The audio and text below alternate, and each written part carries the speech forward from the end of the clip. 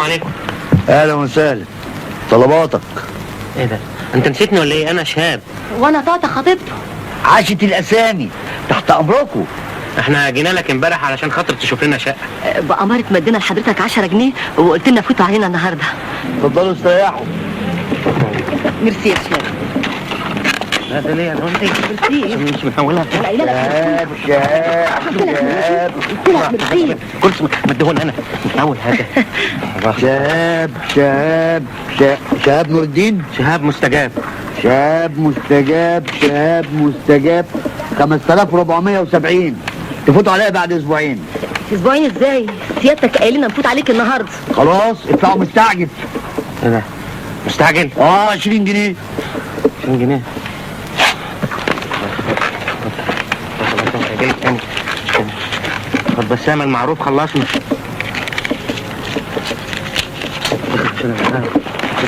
خد حته صغيره وحته صغيره.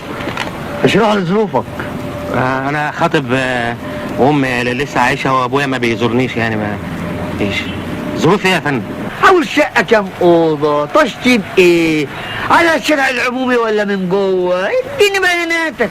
انا كل اللي معايا 2000 جنيه ومش عايز اكتر من اوضتين وصاله في اي شارع وفي اي حته. 2000 جنيه؟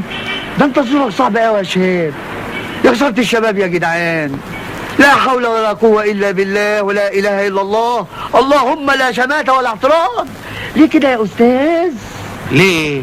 انت هتشوف لنا شقه ولا هتقعد تقطم فين؟ في حالتك دي ما تلاقيش غير أوضة وصالة. وفي الدور الثامن ولا اسانسير ولا ميه ولا نور ولا مجاري ولا حاجه ابدا، وكده تدفع 4000. 2 ميتين و2 من الايجار. طب وانا اجيب لك 2 ميتين من ايه؟ انت عايزني على اخر الزمن اسرق جثث؟ ده الحكومه تقفشني. هو صاحب العماره حنوتي ولا ايه؟ هات ايه وقصص ايه؟ انا جبت 6 ميتين. انا بقول 2 ميتين يعني 2 رايحين عليكم. خلو يعني. خلو ايه؟ انت هتودينا في داهيه. انا جبت 6 خلو. 2 ميتين، 2 رايحين عليكم، والاثنين التانيين دول من الايجار. فاهم؟ ايوه موتوا الفلوس كمان. معلش. حول الله يا رب. حاجه 4 حيطان وخلاص، احنا موافقين يا عم. يا ولد الحب فيه اجر النوح، ده فيه ضنا وتعذيب للروح يا مشمش. ايوه تعالى يا ابني اقعد مكاني في الدكان عبال ما اروح مشوار وارجع تاني. حاضر. اتفضلوا اتفضلوا.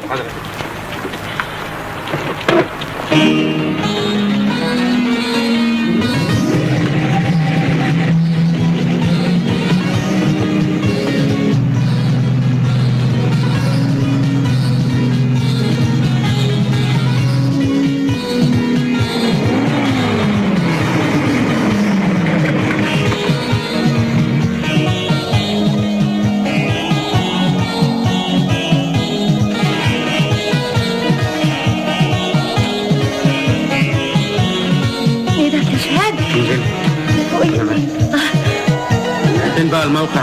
هنا اهو بارك الشعب. ايه؟ عارف الراجل ده بان هيدوخنا معاه.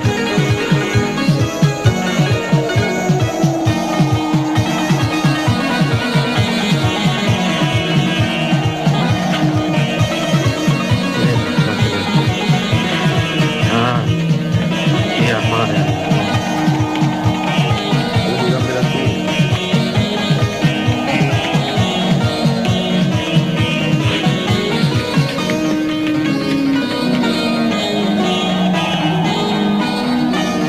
وصلنا؟ الحمد لله بالسلامة. حلو. فين بقى الموقع بقى؟ اهو ده الموقع. موقع ايه؟ العمارة. عمارة ايه؟ فين العمارة؟ هنا.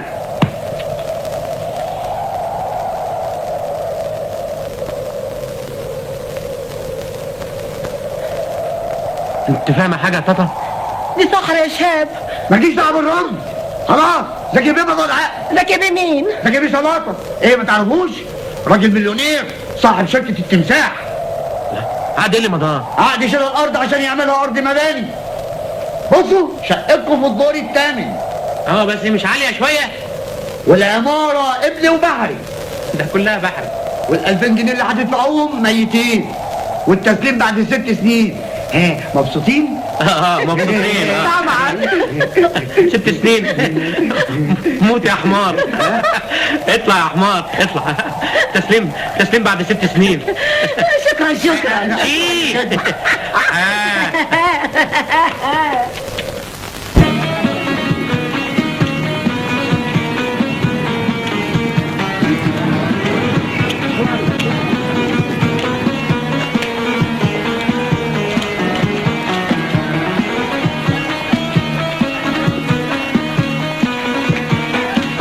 عبده. نعم يا فندم. ايه دول؟ دول جماعة من مهندسين البلدية. بيعملوا ايه؟ بيعاينوا البيت. ليه؟ بيقولوا هيقع. يقع؟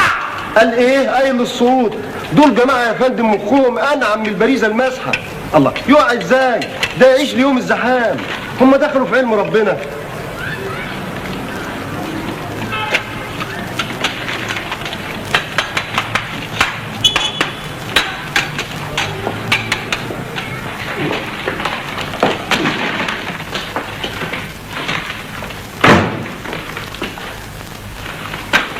رتيبة.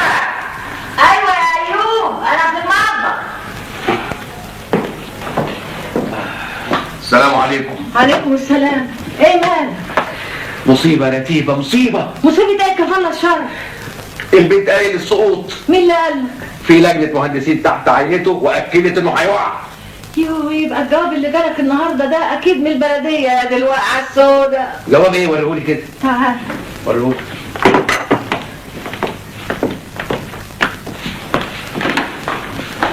الجواب اهو، ظرف اصفر، اكيد من البلديه.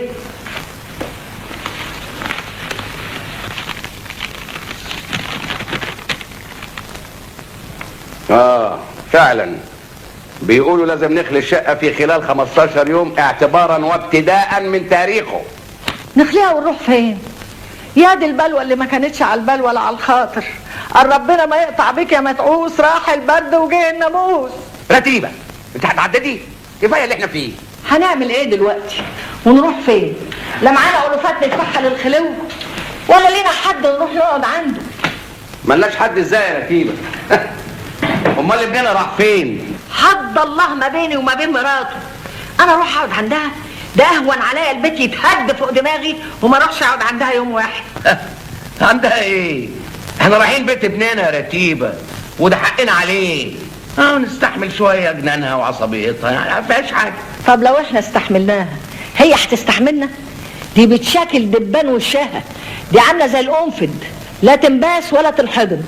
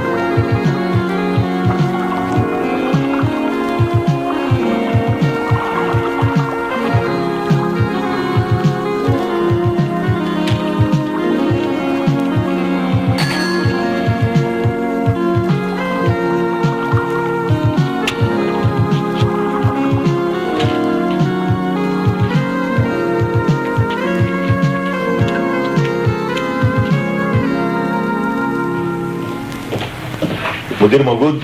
لا، في الموقع.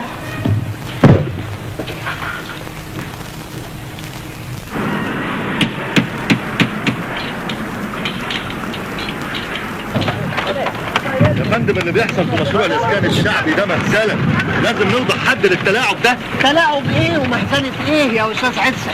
اهدى بس كده وفهمني. مقاول الباطن عايز يسلم الوحدات السكنيه غير مطابقه للمواصفات. ايه الكلام اللي انت بتقوله ده؟ كشوفات التسليم جاتني موقع عليها من المهندس التنفيذي للمشروع. يا فندم المهندس متواطئ مع المقاول، عشان كده انا رفضت اعتماد كشوف الصرف. ده كلام خطير قوي يا استاذ عزة، واذا ثبت عكسه هيكون موقفك سيء جدا. واضح انك انت متهور ومندفع وبتلقي الاتهامات جزافا. انا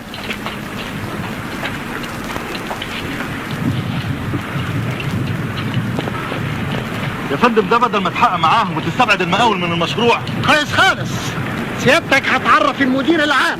اوعى دماغك. اسمع، ادام المهندس التنفيذي عن المشروع مضى، يبقى دورك محصور كمحاسب في اعتماد الكشوف. وانا بقى مش هعتمد. وانا هحولك للتحقيق.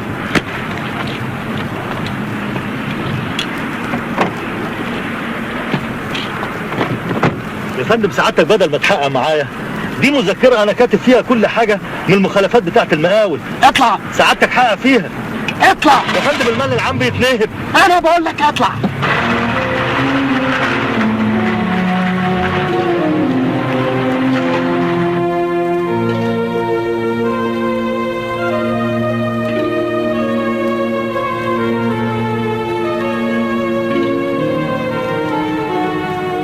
يقع ازاي؟ اكيد صاحب العمارة عامل ملعوب عشان يهد ويبني مكانه برج يبيع شقق وتمليك. اتفق يا بابا مع بقية السكان واشتكوه. يا ابني يا حبيبي، صاحب العمارة ملوش دعوة بالموضوع ده خالص. اللي قرر ده فعلا لجنة من مهندسين البلدية، والبيت زي ما انت شايف قديم ومليان شقوق وقايل للسقوط. طب والحل هتعملوا ايه؟ يعني هنعمل ايه؟ مضطرين طبعا نخلي الشقة. كل السكان مشوا، ما فضلش غير نحن. طيب وهتروحوا فين؟ نروح فين؟ ما انت عارف يا ابني، واحنا حالتنا حاجة؟ ده معاش ابوك اول عن اخر 160 جنيه. طبعا يا منصور، انت عارف ان ما عنديش فلوس عشان ادفع خلو او مقدم في شقة. تحويشة العمر يا ابني انا اديتها لك علشان تدفع بيها خلو في الشقة اللي انت اتجوزت فيها. وانا بعت لك سيختي واديتها لك عشان تشتري الشبكة للمحروسة اللي اشترطت عليك انك تجيب لها خاتم سوليتير ومحبس الماظ وصورة تعبان. ربنا يخليكم ليا يا ماما. هو انا قلت حاجة؟ اهلا وسهلا بيكم في اي وقت، ده بيتكم طبعا، دي مش عايزة كلام. طب انا هقول للنسمة. نعم، هتقول لنسمة هتاخد منها الاذن؟ على رأي الأحسن، ما احنا في زمن يلا هدوا لما الراجل يغضب والست ترده. وبعدين معاك يا ماما، انا قلت هاخد منها الاذن. كل الحكاية ان هديها خبر. فيها ايه دي يا بابا؟ ما فيهاش يا ابني. اديها خبر وانت بقى تعالى لنا بكره ولا بعده نكون ربطنا العفش عشان ننقله. تاتا انا ظلمك معايا 9 سنين خطوبة ومفيش امل في 4 جدران وسقف يجمعنا. الايام بتمر والانتظار اصبح ملوش معنى.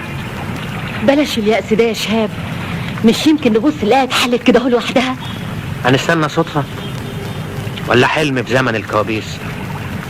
ابسط حقوقنا بقى سراب، بندفع اغلى ايام حياتنا في البحث عنه. يعني هي دي ازمتنا لوحدنا يا شهاب؟ طب احنا لو فقدنا الامل هيبقى لنا ايناش عشان دنيا للي معاه. اللي معاه بيشتري شقة ومستقبل، وللأسف انت راهنت على حسان خسران. كفاية اللي ضاع من عمري. انا بقى اناني لو فضلت ربطك بيا. تاتا تقدري ما تكملش يا شهاب، انت عارف انا بحبك قد ايه. طب والله انا بحبك اكتر ما انت تتخيل. انا افضل اعيش معاك العمر كله ندور على شقة ابسط حقوقنا زي ما انت مسميها، ولا ان اتحرم منك يوم واحد.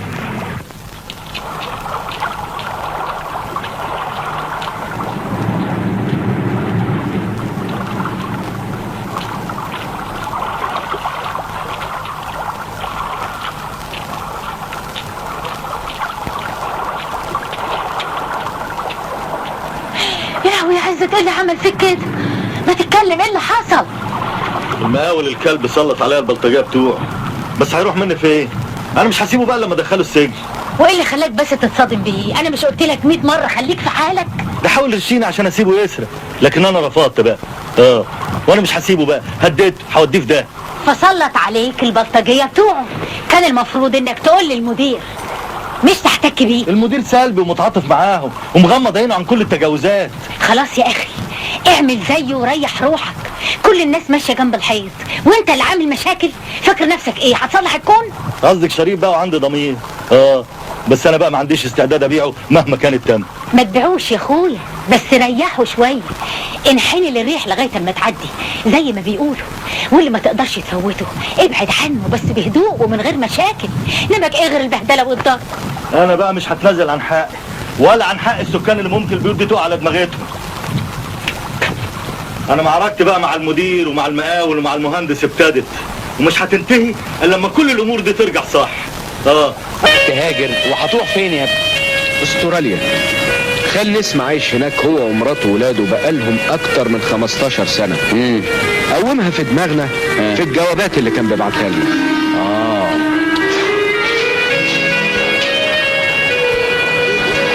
وناوي تشتغل ايه هناك؟ اي حاجة برضه. اي حاجة ازاي يا منصور؟ ده قرار خطير يا ابني. ده عايز دراسة طويلة. تسيبنا لمين يا منصور؟ ده انت ابننا الوحيد، نمر عليك تسيبنا واحنا في السن ده؟ يا ماما ده مش قرار نهائي. احنا هنسافر نقعد هناك شهر او 2.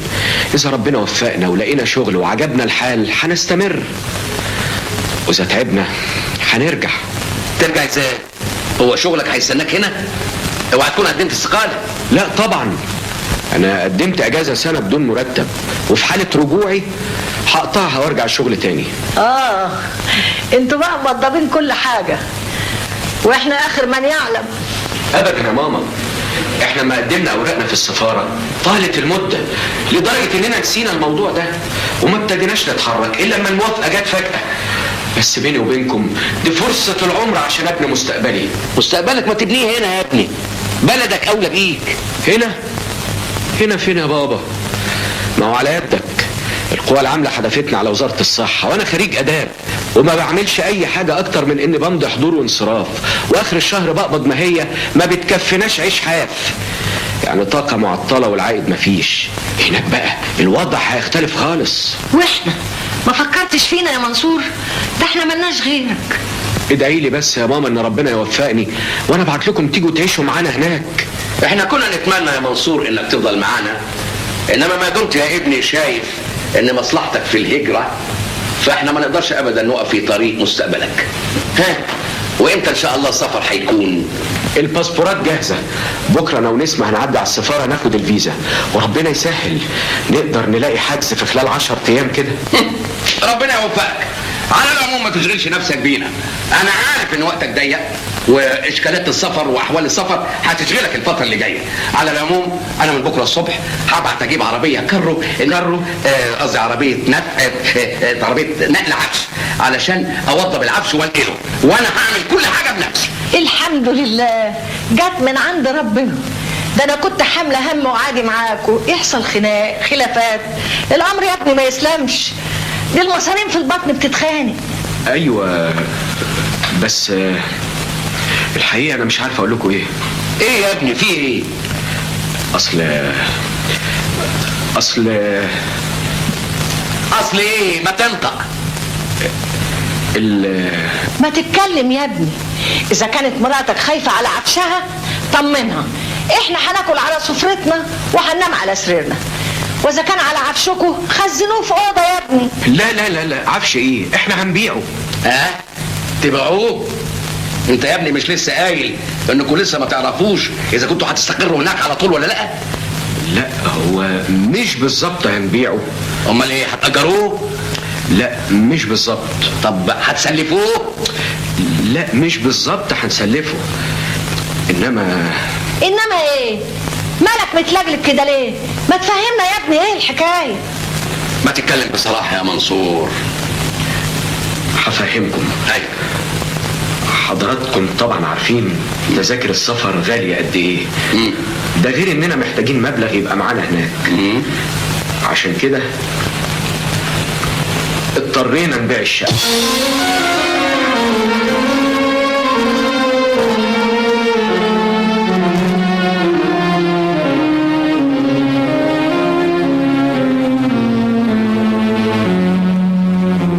بطل الغم اللي احنا فيه ده بقى. يعني مبسوط لما المدير نقلك؟ قلت لك 100 مره تبطل عنجهيه اللي انت فيها دي، مفيش فايده. بتسمي وقوفي جنب الحق عنجهيه؟ ده الملك للمالك يا اخي، وانت مالك ما دام مفيش مسؤوليه عليك. اهو لو كل واحد بقى قال زي ما انت بتقولي كده البلد تخرب. اهو بيتنا احنا اللي اتخرب. حد يسيب الهدوء والجمال اللي احنا فيه ده ويروح لدوشه القاهره؟ ده احنا اتنفينا مش اتنقلنا.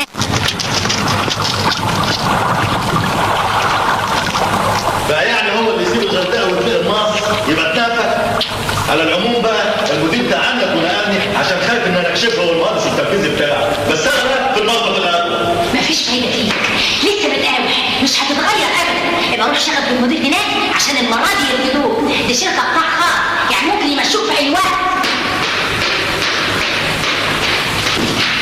يقدر يفيدني طول ما انا صاحب حق.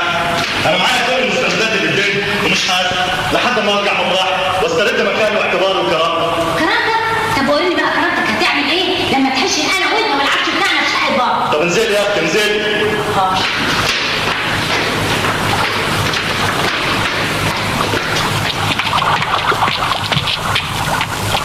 نهاره ابيض. مش باين. اطلعي وانت ساكته. طلعنا.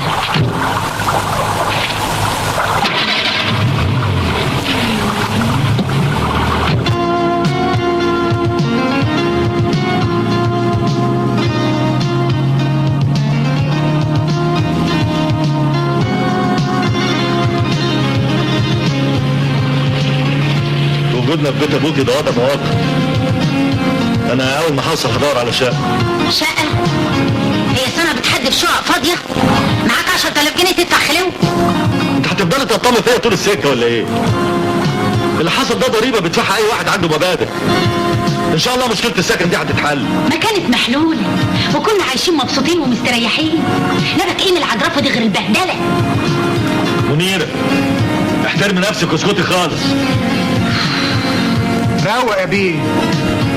معلش يا ست هانم قلبي معاكم. لا حول الله يا ربي. ربنا بيمتحن عبيد موديكم مصر عشان يختبر ايمانكم وصبركم. عدم المؤاخذه يا بيه، هتعترض على حكمته؟ شو يا اخويا وانت ساكت؟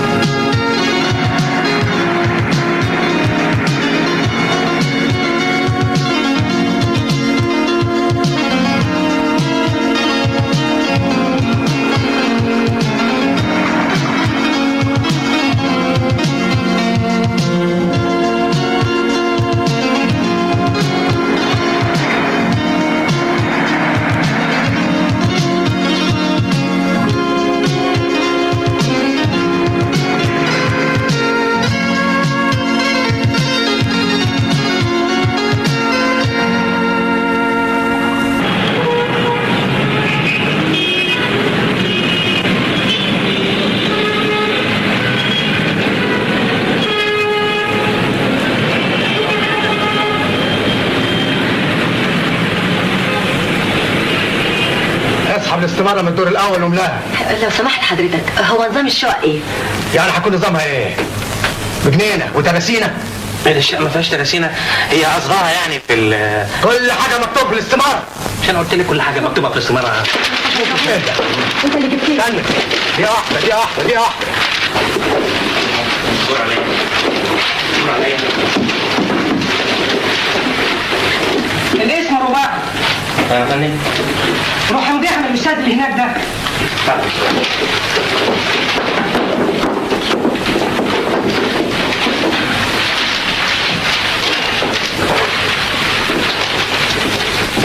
ادفع رسم القيد في الخزنه 30 جنيه وخد رقم من مكتب التسجيل في الدور الخامس.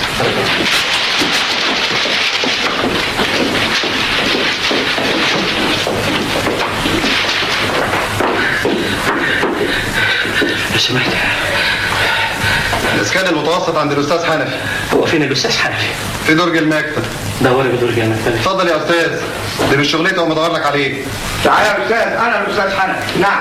عشان اسامه فندم بقول عليك قاعد في درج المكتب وانت فوق المكتب. اولا الطلب ده تحط لنا عليه طابع دم وتختمه لي من الدور السادس. استنى بس انا بحط لك الرقم. اخر رقم 80,965. ده رقم ايه يا فندم؟ ده رقم الطلب بتاعك. يعني ايه؟ يعني في 80,000 بني ادم مقدمين وقبلنا؟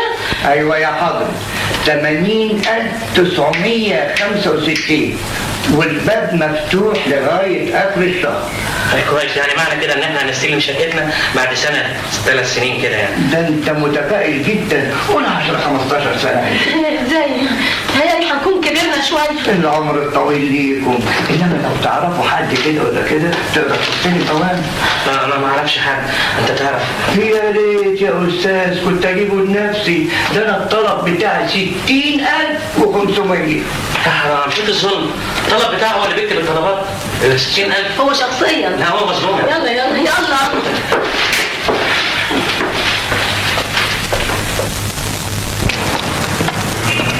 انا اسف جدا معذبك معايا. يظهر ان مفيش نصيب. انت كل مره تقول لي كده؟ يعني اهون عليك تبني. ده انا اعمل ايه بس يا طاطا؟ اديكي شايفه مفيش امل. بلاش اليأس ده يا شاب، ربنا قادر يفرجها من عنده ان شاء الله. اهلا، ازيك يا شهاب؟ اهلا، ازيك يا عم؟ ازيك يا طاطا يا بنت؟ اهلا، ازيك يا عمي؟ ايه بتعملوا ايه هنا؟ كنا بنحاول نحجز الشقه لكن اكتشفنا ان احنا هنطلع على المعاش قبل ما ناخدها. ازمه ومش عايزه تتحل ابدا يا عمي. لا ازمه ولا حاجه.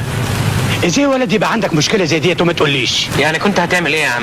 لا ده انا اعمل كتير. تعالى لي البيت النهارده بعد الظهر، هديك جواب لواحد معرفه، راجل اعمال كبير، عنده 9 عمارات وبيبني في العشرة. المهم بياخد خلوه قد ايه؟ اصل شهاب معهوش غير 2000 جنيه، هما كل اللي حوشهم من ساعه ما اتخطبنا لغايه دلوقتي، والخلوات بتزيد كل سنه عن اللي قبلها، وال2000 جنيه زي ما هما ما حصل لهمش حاجه. هي دي المشكله يا عم. ده راجل طيب ومعزتي عنده كبيره، كنا زملاء من ايام التلمذه، يعني اكيد هيعمل لي خاطر. تعالى لي انت خد الجواب وربنا يعمل اللي فيه الخير. شكرا يا عم. مع السلامه. شكرين يا عم. سلم على مرات عمي قوي وبتوع الولاد.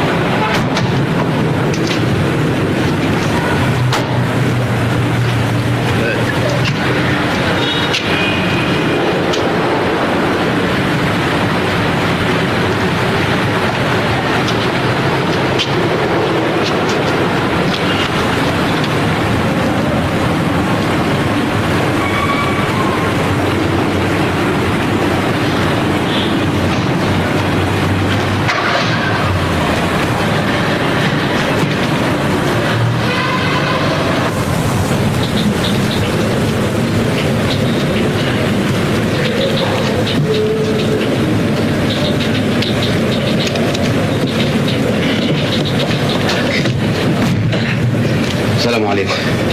وعليكم السلام. الاقي عندكم محلات فاضيه؟ اوضه ولا سويت ولا رويال سويت؟ يعني ايه؟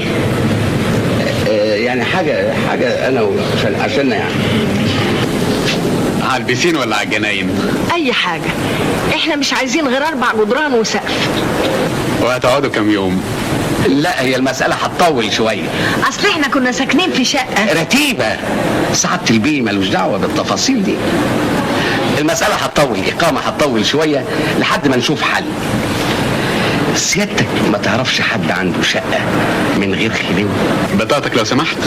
نعم بقول بطاقتك لو سمحت، ولو تكرمت املا لنا البيانات دي. ايوه بس انا عايز اسال سيادتك قبل كده يعني سعر الاوضه كام؟ 302 جنيه بالخدمه والفطار. لا سيادتك مش فاهمني، انا مش عايز اشتري اللوكان ده، انا بسال على سعر الاوضه. ما هو ده سعر الاوضه. لا انا مش عايز اوضه تمليك. ظريف قوي، دي مش تمليك، دي ايجار. يا لهوي، اوضه ب 300 جنيه؟ ما تتهود معانا شويه. رتيبه وبعدين مفيش داعي للخدمه ومفيش داعي للفطار. احنا هنخدم نفسنا وهنفطر على حسابنا، واذا كنتوا عايزين كمان نستحمى بره احنا ما عندناش مانع. يا استاذ انت داخل محل مانيفاتوره هتفاصل؟ ده اوتيل 5 ستارز. وعشان ما هو 5 ستارز انتوا عايزين تدفعونا 300 جنيه في الشهر. شهر ايه يا استاذ؟ امال ايه؟ في اليوم. في اليوم؟ هو حضرتك ما نزلتش قبل كده في فنادق؟ رتيبه، عايزين يدفعونا 300 جنيه في اليوم. واثنين دي من علامات الساعه. اوعى كده. طيب بتقول ايه؟ تعال هنا، ده احنا لو سكننا في قصر وكل يوم اكلتونا ديك رومي مش هندفع 300 جنيه. واثنين ده دي ما تتفرد.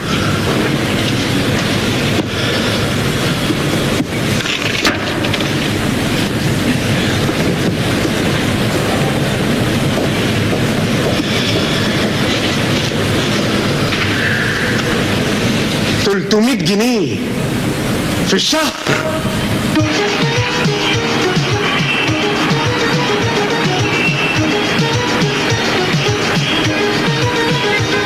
$247 و23 قرش. يلا رتيبه. 101 96 قرش ونصيبة. يلا بينا يا ايوب. 40 جنيه 430 مليم. 29 جنيه 29 قرش. يلا يا ايوب. يلا يا رتيبة.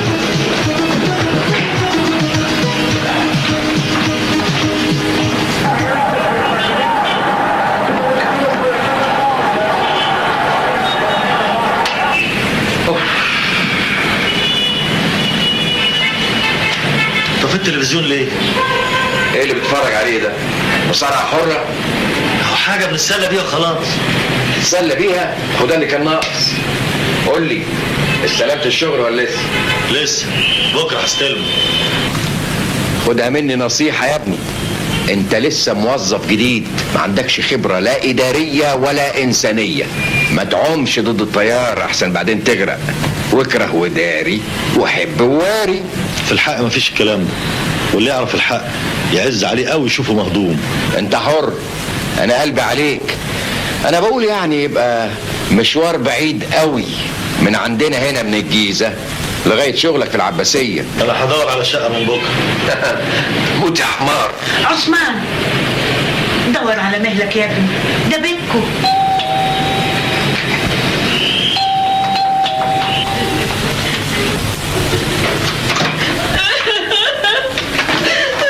مالك يا خالتي؟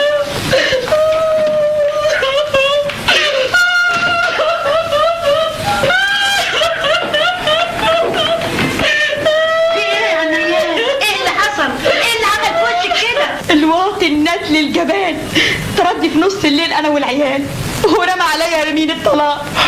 اهلا وسهلا. كملت. من يوم ما اتجوزت وما شفتش يوم عدل، بختي مايل طول عمري. الله يجازي اللي كان السبب. ما كلمتوش ولا فتحت بقي من غير مناسبه دور فيا طلطيش. من غير سبب كده خالص؟ وحياتك من غير سبب. بقول له الشتا دخل وعايزين بطانيتين، قال لي منين معيش فلوس. قلت له كان يوم ما طلعلوش شمس يوم ما اتجوزتك. غيرك بيلعب بالاساتك والارانب وانت فقر وحالتك كرب، والفلوس تشوف وشك وسحنتك تهرب من وشك المقلوب طول النهار. امك عياشه وعامل لي باشا. وقلت له كل ده؟ غلطت يا اختي، عملت حاجه عشان يقلمني وفي الاخر يطلقني. قلت له لا، انت فاكرني ما عنديش اهل؟ بنت اختي يساعني وهنجرجرك في المحاكم. تعالي يا حبيبتي، تعالي يا حبيبتي، تعالي تعالي استحي. تعالي يلا يا ولاد، يا حبيبتي، يلا. بنت اختها يساعد. ها؟ واحنا ان شاء الله هنقعد مع الجرمق ده كله اذا كرمتك تسمح.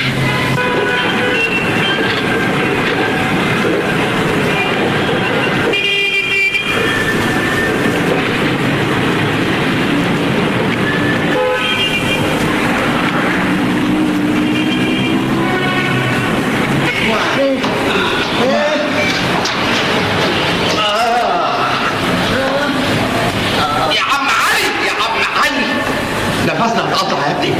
هو البريسون فين؟ في اسطوح. الدور الجاي هانت. الاسانسير ده العطله هيصلحوه امتى؟ صاحب العماره مزاجي والسكان عندين ومش عايزين يناموا عشان يصلحوه. شد حيلك يا حاج. شد حيلك يا حاج. عم علي نفخ جرابه وقال حيلة.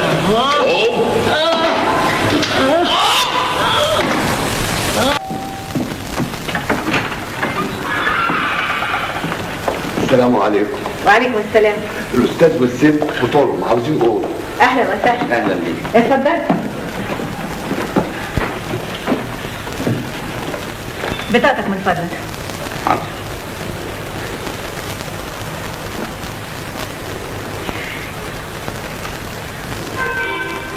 حضرتك رتيبة؟ ايوه. بطاقتك من فضلك. عشان ايه؟ عشان اتاكد ان حضرتك رتيبة. سمعة البنسيون مش لعبة يا هانم. خلصينا دي البطاقة. اتفضل.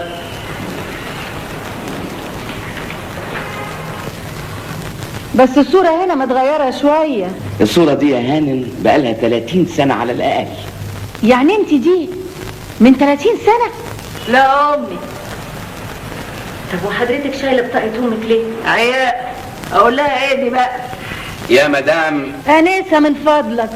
متاسف يا انسه، البطاقه دي بتاعتها هي، والصوره دي صورتها من 30 سنه، يعني لازم تبقى متغيره شويه. تزعلش مني، انا لازم احافظ على سمعه البنسيون. انا ضامنهم برقبتي يا انسه. خلاص. اي خدمه يا بيه. اتفضل. ايه ده؟ ايه؟ خد، مش عايز منك حاجه. عايز اكتر من كده ليه؟ عايز ورقه ب10. ب10 جنيه؟ ليه عملت ايه؟ 5 سمسره و5 شيل شنط. 5 شيل شنط؟ ما كنت قلت لنا كنا شلناهم احنا. صعبتم عليا. خير تعمل شر تلقى. ايوه خلاص، اتفضل اتفضل. اهي. شكرا. نعم. السلام عليكم. عليكم السلام ورحمه الله وبركاته، ربنا يكتر من امثالك، الله يخرب بيتك. حظكم كويس. ايوه. لغايه امبارح ما كانتش فيه ولا اوضه فاضيه، النهارده بس مش زبون. الحمد لله ربنا بيحبنا. اتفضلوا اوريك الاول. شنط اتفضل حضرتك وانا هجيبها. طيب اتفضل. اهلا وسهلا. اتفضل. 5 جنيه عشان يشيل شنطتين؟ ان شاء الله يشك في معاميعه. ده ابوه متجوز امه ب5 جنيه.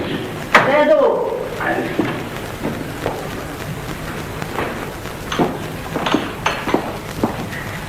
ايه رايكم بقى؟ دي احسن اوضه عندي. شرحه وبرحه وتجنن. ايه ده؟ هي دي الاوضه؟ دي ما تسعناش واحنا واقفين. شفت ده؟ السرير ده هننام عليه ازاي احنا الاثنين؟ بستنا. هجيب لكم سرير اضافي. ويا ريت كمان دولاب اضافي. نهاية ما علينا. الاجره كام؟ 15 جنيه بس، واستهلاك نور 15 يبقى 40. 30 جنيه يا انسه. و15 جنيه نور ليه؟ دي لمبه واحده يتيمه ومش هنولعها لاننا بننام المغرب. خلاص نخليها 10 و10 ميه و10% خدمه و10 جنيه بدل تلفيات، يبقوا 75 جنيه. تلفيات ايه؟ هي الاوضه فيها حاجه عشان نتلفها؟ ما انت لسه خالع ضرفه الدولاب.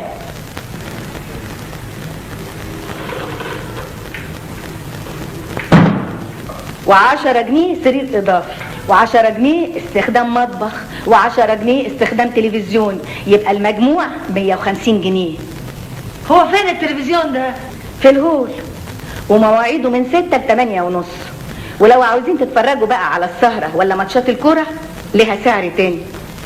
يلا بينا يا ايوب، ده انت هتدفع معاشك ومعاش الجيران. يلا بينا فين يا رتيبه؟ واحنا هنلاقي ارخص من كده. ولو عاوزين بطاطين اضافية او مش عايزين، كفايه كده. وشهرين تأمين، يبقى المبلغ كله 300 جنيه. دقيقة واحدة اكتب لكم ايصال بالمبلغ، وجهزوا فلوسكم على ما اجي.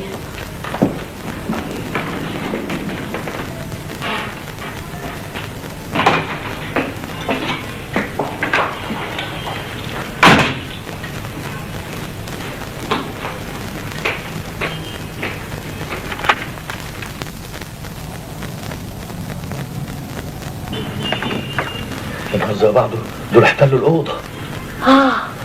وهنعمل ايه دلوقتي؟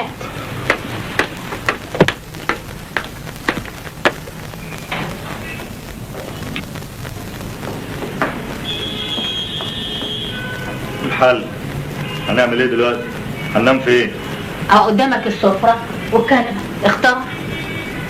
انا هنام على السفرة، نام انت على الكنبة. تقدر تقول لي بقى سيادتك ايه الحل دلوقتي؟ حل؟ اي الشقة من حقها، دي حضانة، دي ممكن ترفع دعوة في محكمة الأمور المستعجلة يحكموا لها بالشقة، تطرده هو انا بكلمك عن مشكلتها هي، انا بكلمك عن مشكلتنا احنا. هنفضل نايمين على السفره والكنبه لغايه المحكمه تحكم لها بالشقه؟ وانا هعمل ايه؟ من ساعة ما جيت مصر وانا دافع السماسرة. ال1000 جنيه اللي معانا ما ينفعوش خليه وقاش، وكمان صرفنا منهم 200 جنيه.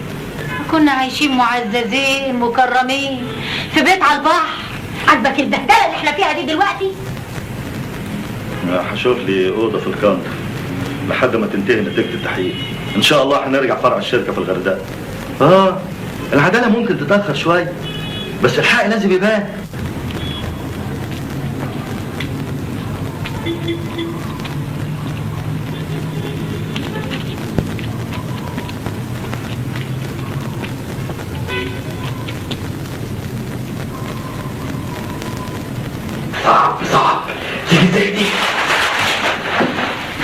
السلام عليكم. عليكم السلام ورحمه الله وبركاته.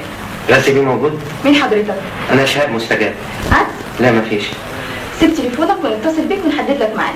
انا ما عنديش تليفون.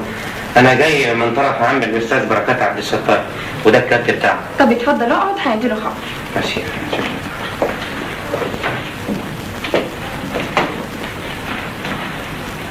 ولا تحمل هم يا معلم فتحي، السوق قلاب والدنيا على دي ودي.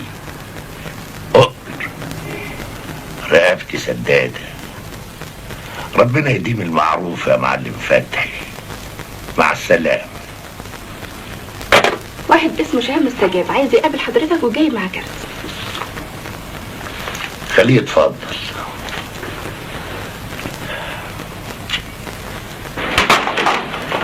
اتفضل. شكرين.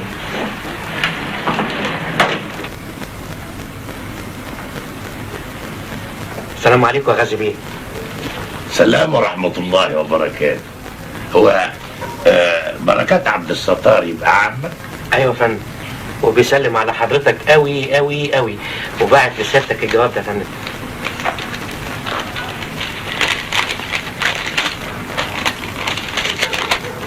كنا بنقعد على تختة واحدة في المدرسة مع بعض، بس أنا بقى سبت المدرسة واشتغلت في التجارة والمقاولات واللازمين. كله تمام يا غازي بيه. خلصتم؟ اللوريات كلها وصلت والباقي بكره باذن واحد احد، وتقريبا خلصنا، بس عايزين 150,000.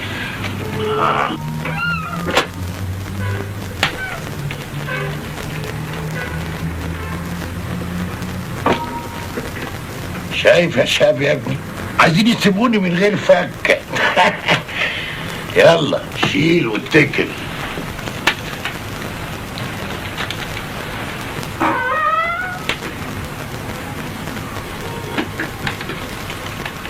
ياه، 9 سنين خاطب وبتدور على شقة، ما جيتليش ليه من زمان؟ ما هو عم يا فندم هو اللي دلني على حضرتك اخيرا. يا ترى يا فندم اقدر اخد شقه من عمارات سعادتك؟ حظك حلو، عندي شقة واحدة اللي فاضلة في عمارتي الجديدة، اعتبرها شقتك من دلوقتي. الف شكر يا فندم. وطلبات سيادتك ايه؟ طلبات ايه؟ احنا عايزين نجوز العرسان. صعبانة عليا خطيرتك دي، 9 سنين ومستنياك، أصيلة زمانها يا ابني حمضت لا مؤاخذة زي الطبيخ. زمانها يا فندم. يعني حضرتك يا فندم مش هتاخد خلو؟ خلو ايه يا ابني؟ اعوذ بالله، انا ما اقبلوش على عيالي. حب انا والزمن عليك، حرام. جزاك الله خيرا يا فندم. حضرتك عاوز كام مقدم؟ مقدم ايه يا ابني؟ انا لا باخد فلوس ميتة ولا مقدم. انا يا ابني بسكن خدمة للشباب، وبقدر ان ابني هو اللي واقع في البلوادي. حضرتك متأكد انك مش عاوز حاجة خالص؟ 10 جنيه بس، ربط كلام. 10 جنيه بس يا فندم؟ اتفضل حضرتك. 5 6 7 ونص 8 9 10. اتفضل يا فندم. ثانية واحدة اكتب لك وصل. لا يا فندم ايصال ايه مش مهم. ربنا يقوي ايمانك ويكتر من امثالك. ده انا مش مصدق عينيا.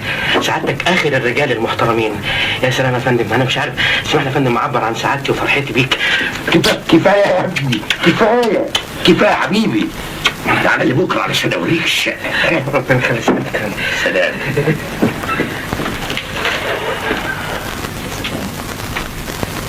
ريهام الامل راكبه جمل وبات حزين معلم بطين ومرايه الحب عاميه ومتكسعه. بس كفايه، بس ارحميني اطلع من هدومي.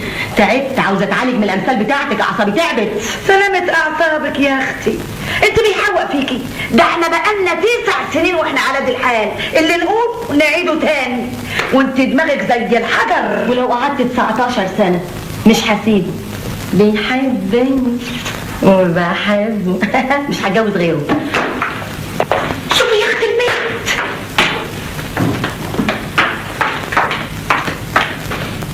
هو ايه يا اختي؟ هو سحر لك ده ولا عامل لك عمل ولا ايه؟ معلش يا طاطا معلش، بكره لما تلاقي نفسك قاعده كده اهو من غير جواز ومعنسه تقولي يا ريتني كنت سمعت كلامك يا مامتي.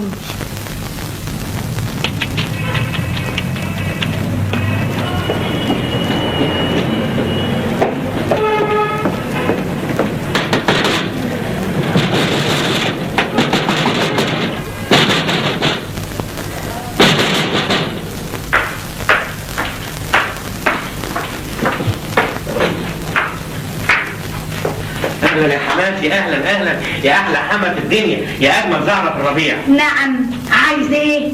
طنطا موجوده؟ ايوه موجود. عايزها في ايه؟ ما عايزه في موضوع مهم. مهم؟ انا مش منبهه عليك 1000 مره ما تخطيش برجلك هنا في البيت ده. ما هو انا خاطبها وهي موافقه عليا ومن حق ان انا حقك ده يا اخوي، جت كسر حقك. الله، في ايه؟ بتعملي ايه؟ معقول بتعملي في ايه؟ ماما ولما يتمسحك معقول بتعملي ايه؟ حقك علينا يا شهاب، اتفضل انت. ايه؟ يا شهاب خليكي ماسكاها العمال معدي. اوعي يا بت، اوعي يا بت اما يمشي. طب استني عليا. معلش يا شهاب، حقك عليا انا، ما تزعلش ماما ملزقاكي. طيب انا جايب لك بشرة عظيمة قوي، اجمل خبر ممكن تسمعيه في حياتك. لو جه المتعوس يتاجر في الطواقي يخلق ربنا ناس من غير روس. شفتي حظ النهارده بتنبط عليها بالكلام. ليه بس يا حبيبي؟ ما انا كل ما اجي هنا تقول لي كسر رجلك كسر عقك. لا وما تنساش قطم الرقبه عشان تخلص عليا، على ما اجي اتجوزك مش هتلاقي فيا حاجه. لا يا حبيبي، ايه يا ماما؟ روس ايه ورقاب ايه؟ خلاص يا بنت استني انت شويه. لا اهو خبر ايه يا حبيبي اللي بتقولي عليه؟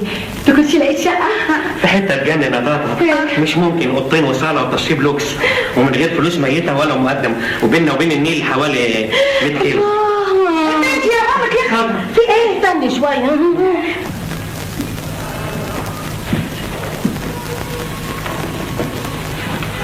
السلام عليكم.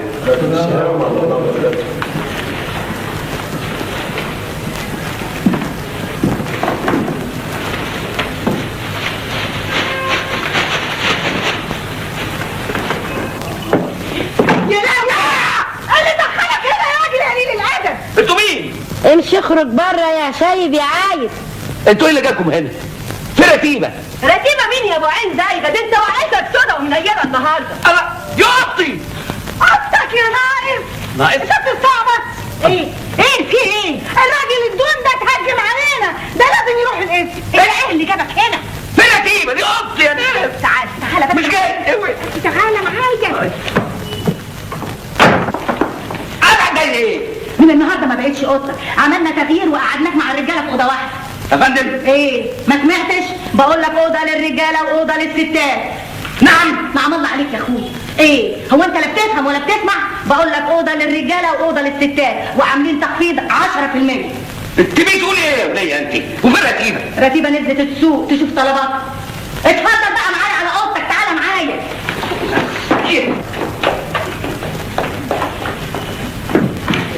اتفضل، دي اوضتك، ولما تحب تقعد مع مراتك تقعد معاها في الهول بره، يا تروح تقابلها بكازرو. سمعة الفيسون ما هياش لعبة.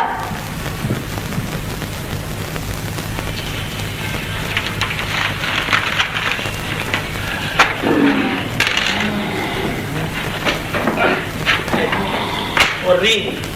عايزين غارة في الدرع. غار قدامك اهو. ظاهر مزار كويس. ايوه كده اهو. ايوه بالراحة ولا كويس. بطل سنة بالظبط. شوف شيش يعني هتاخدوا مرس خشب يا جميل. يا راجل دي شيش جوه قدام منك اهي. شيش سيف. السلام عليكم. ايه؟ الظاهر قدامك اهو. عم النضاره بقى وشوف اللي قدامك. انت تعالى يا عم انت. نعم. شوف ده ايه؟ شيش ولا لا؟ شيش ايوه شيش. هو ايه؟ انت قاعد عاملينه؟ ايه شيش سيف. بقول لك ايه؟ ايه شيش انت معايا ولا جاي؟ انا معاك. انت خدتني ليه طيب جاي ليه؟ لما انت بتعبر ليه؟ انا معاك. احنا يا سيدي انا تعلن شركة مصر للطيران عن وصول الرحلة رقم 9999 القادمة من الجزائر. شكرا. ايه اللي حصل يا بنتي؟ ما تفهميني. مصيبة يا بابا، مصيبة. ما هي كتبت لك اللي حصل في التلغراف. قلت لها ما فيش داعي تبعتي له تلغراف، ما سمعتش الكلام. يعني ايه؟ عايز اشوف الشقة بتضيع من بابا، هو بعتش اقول له؟ تضيع ازاي؟ ده أنا كنت ابلغ النيابه. مفيش داعي بابا للنيابه كده على طول، حضرتك تروح تتفاهم معاه الاول بالذوق. يمكن قال.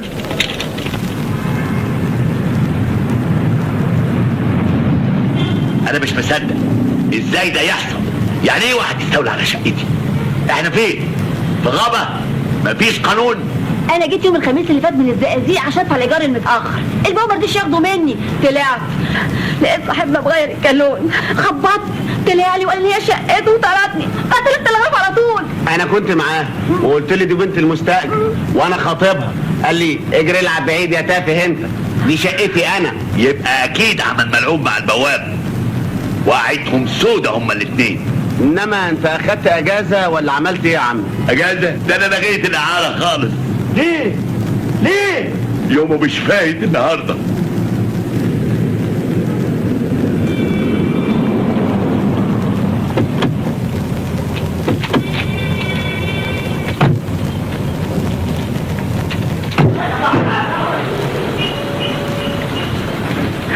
يا علي، يا علي، اهلا وسهلا سعاده البيه، بس منورت. الف حمد لله على السلامه. الف حمد لله على السلامه. ده انا هدخلك السجن يا حرام يا نصاب. انا ايه اللي بتقول ده سعاده البيه؟ انا عملت ايه يا بيه؟ الله نزل ايدك يا بيه، عيب كده. ما انتش عارف عملت ايه؟ ده انا هشرحك، تستغل سفري وسفر صاحب العماره وتسكن الشقه بتاعتي. سكنتش حاجه يا بيه، انا ما جيتش جنب الشقه ولا جرتها ولا جيت ناحيتها. سعاده البيه انت بتتكلم على كده؟ عيب كده يا بيه، نزل ايدك يا بيه. انت بتستعبط؟ امال اللي فوق في الشقه ده يطلع ايه؟ سبحان الله يا سعاده البيه، هو انا اللي اعرفه ولا انت يا بيه؟ هو مش قريبك؟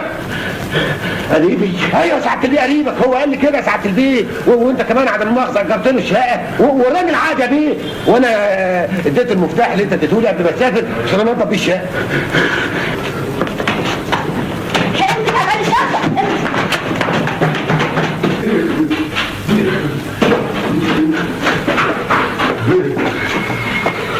امسك اعصابك يا عمي وما تتهورش، كل شيء يتحل بهدوء. نعم. انت مين؟ وايه اللي دخلك هنا؟ انت اللي مين؟ انت اللي مين؟ وعايز امسك اعصابي؟ استنى بس يا عمي، استنى بس. حضرته الاستاذ سعفان والد الانسه فاطمه خطيبتي وصاحب الشقه دي. الشقه دي؟ ما شاء الله، ازاي تبقى شقتك وانا موجود جواها؟ مش غريبه حبتين الحكايه دي؟ انت بتساله هو؟ ده بنت عمي انا وعايز امسك اعصابي. ده انا هروح فيك في 60 داهيه. استنى بس يا عمي، استنى بس. استاذ من فضلك ممكن ندخل نتفاهم جوه؟ لو انا تهاجم عليا لكن مفيش مانع. اتفضلوا. اتفضل يا عم. اتفضلوا.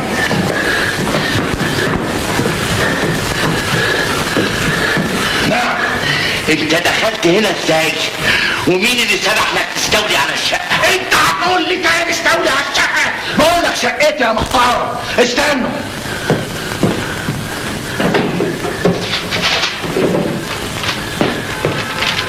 طبعا بتعرف تقرا؟ اتفضل. ادي وصل النور والميه والغاز الطبيعي. الاسم اللي عندك ده مين؟ محمود عبد الرازق. حضرتك. اتفضل اقرا يا استاذ. محمود عبد الرازق. وادي بطاقتي العائليه واسمي وصورتي. مستحيل، ازاي ده حصل؟ اقول لك ازاي ده حصل. شوف سيادتك مكتوب هنا ايه؟ حوريني؟ لا من بعيد. عدم المؤاخذه لقيت الشقه دي ب30 باكو، كل باكو ينطح باكو، مدفوعه كاشن دي ماني، والعقد عليه امضتي وامضه البايع. هو انت برضه مش اسمك سعفان عبد الحق المناديلي؟ تبقى زورت امضتي يا غشاش يا حقير. انا هوديك في داهيه. امسك اعصابك يا عم، بيننا وبينه القضاء. انت مش معاك عقد الشقه؟ جوه، وهجيبه هبيته في التخشيبه الكلب ده.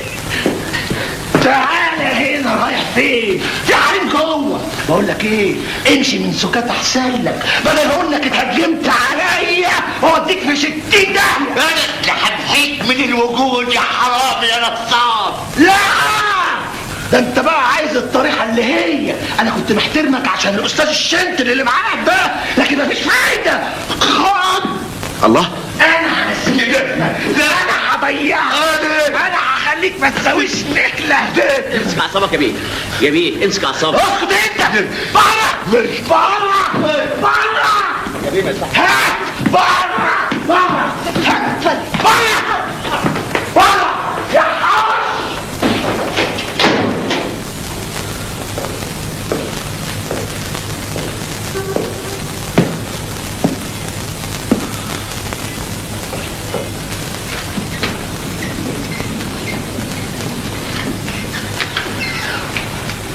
محمود في ايه يا محمود؟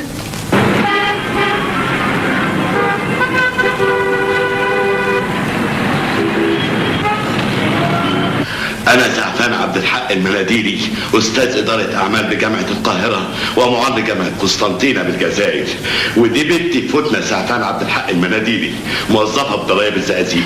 اصل القوى العامله وزعتني هناك، ولما لقيت نفسي مش هقدر اسافر كل يوم المصري للزقازيق قلت اسكن في بيت المغتربات. وانا خطيبها موظف هنا في وزارة الصحة. ايه المشكلة؟ هاتوا من الاخر، انا مش فاضلكم. المشكلة ان بنتي مخطوبة للاستاذ من 3 سنين ومش لاقيين شقة. انا اضطريت ان انا اسعى لاعارة علشان اوفر قرشين اديهم للاستاذ يدفعهم خلو للشقة. سافرت الجزائر ما كملش سنة، ما لحقش يوفر حاجة. فتنة بعتت له تلغراف عشان يرجع، قلت لها مفيش داعي، ملوش لزوم، هي اصرت. عاجبك كده؟ هنجيب شقة ازاي دلوقتي؟ انتوا هتحكوا لي قصة حياتكم؟ ايه المشكلة؟ مين اللي اتعدى عليك؟ محمود عبد الرازق، لا عمري شفته ولا قابلته قبل كده. رجعت لقيته استولى على شقتي وزور امضتي على عقد بيع. معاك عقد الشقة؟ لا، سبته في الشقة قبل ما اسافر. حاولت ادخل اجيبه، منعني وتعدى علينا وطردنا. مش فاهم ازاي تسيب العقد في الشقة؟ حد في الدنيا يعمل كده؟ معاك ايصالات ايجار، نور، مية، غاز؟ لا، كلهم في الشقة.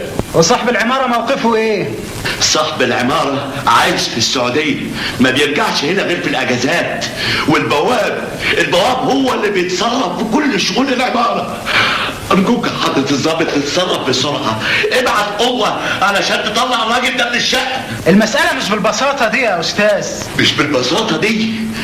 يعني ايه؟ احنا هناخد اقوالك ونستدعي ناخد اقواله، ونسمع اقوال الشهود من سكان العمارة والبواب، والمحضر يتحول للنيابة. بقول لحضرتك دي شقتي والراجل ده استولى عليها، لسه انا هستنى تحقيقات والنيابة.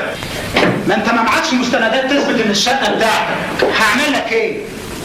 افتح لهم محضر. حضرتك تعال يا بابا.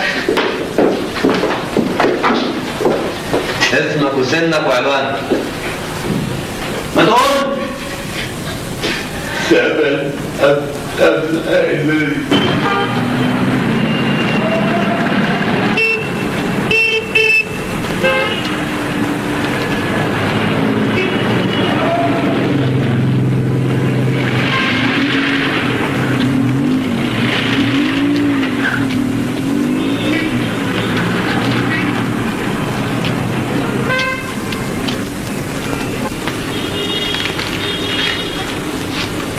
استاذ عزت، حضرتك ما دفعتش حساب الاسبوع ده. تمام، كام؟ اتفضل.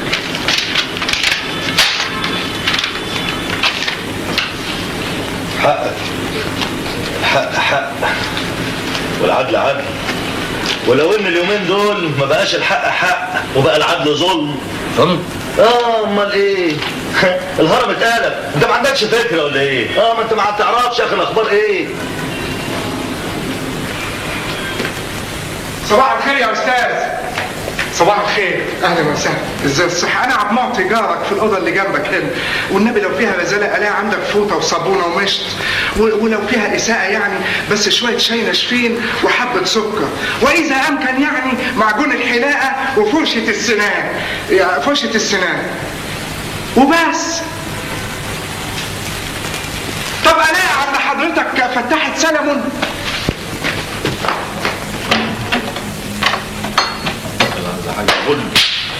ايه اللي اخرك كده يا عز؟ كنت فين؟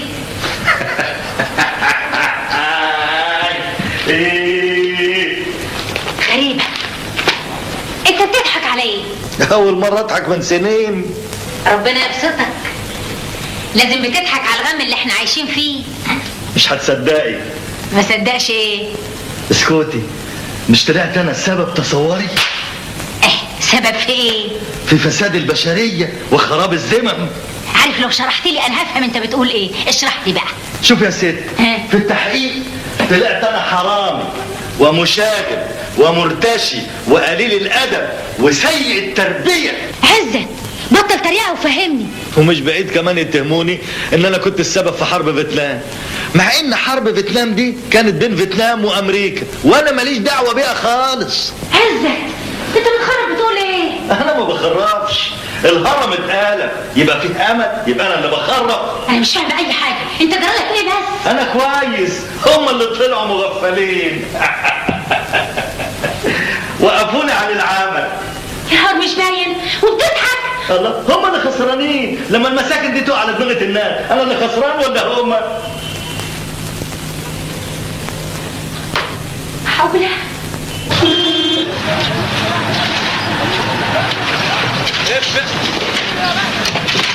اهلا وسهلا.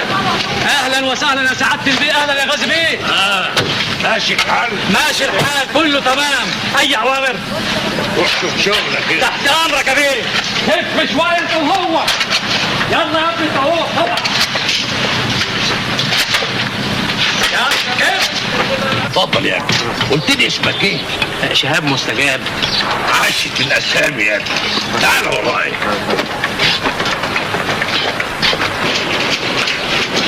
اهلا وسهلا يا غازي بيه. شرفت يا سعاده البيه. بس دي عمارة لسه هتتبني يا غازي بيه. كلها شهرين ثلاثة وتبقى خلصت. انت حظك كويس قوي خدت هذه الشقة.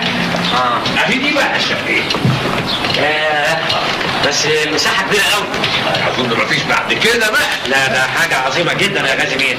طب لا مؤاخذة يا غازي بيه، يعني التسليم هيبقى امتى؟ الحكاية دي بقى عليكم. يعني ايه؟ تعال اسماعيل، تعال اقعد هنا. تحت امرك يا غازي بيه. اديله المقطف. اتفضل. ايه؟ شد حيلك بقى وريني همتك. ايه ده؟ مقطف علشان تشتغل معاه. انا؟ امال ابويا؟ كل اللي شفتهم بيشتغلوا دول سكان العمارة. هو يا سعادة انت بتقول ايه؟ اللي سمعته. عارف اللي ادالك المقطف ده مين؟ ايوه. انت هتشتغل مع ناس محترمين. ايوه. مهندس كبير قد الدنيا. ولا عيوب. تعال هنا وقت. كنت بتشتغل ايه؟ انا كنت بشتغل مدير عام سابق يا فندم. ودلوقتي بشتغل فاعل يا فندم.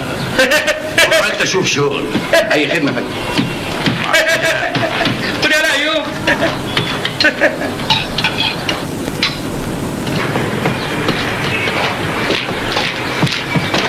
تعال هنا. من 60 مرة نبهتك مفيش تدخين أثناء الشغل. معلش يا سعاده البيه سامحني. يعني آخد منك الشعر وصيعك؟ لا يا سعاده البيه، ابو سيدك اخر مره، انت عارف ظروف. هات اللي في جيبك ده.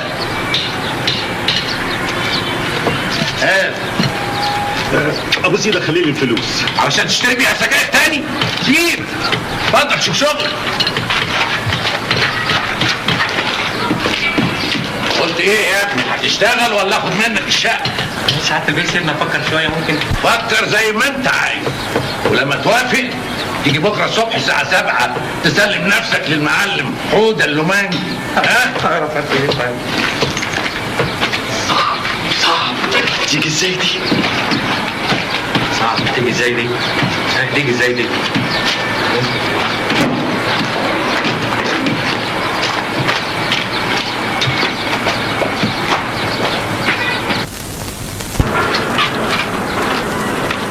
تعال عايز اتكلم معاك. تعال. بلغني ان غازي بيه عرض عليك انك تشتغل معانا في مقابل شقه وانت متردد. الكلام ده صحيح؟ ايوه. تفتكر يعني ان المساله زي دي مش محتاجه تردد؟ يا ابني يا حبيبي، ما كلنا كنا مترددين في الاول. شايف الرجال اللي بيشتغلوا دول كلهم؟ شايفهم؟ كل واحد وراه حكايه اجبرته على انه يقبل الوضع ده. والله يا عاد واقفين تانوا هنا مفيش رغي، فيه شغل وغرب. مفهوم؟ اخلص. اسكت انت كمان. واحد متنح ليه كده؟ مسؤول لك شغلك. انت عايزك تعالى. وانت اسرع من كده شويه يا علا. انا عارف جايبينهم منين.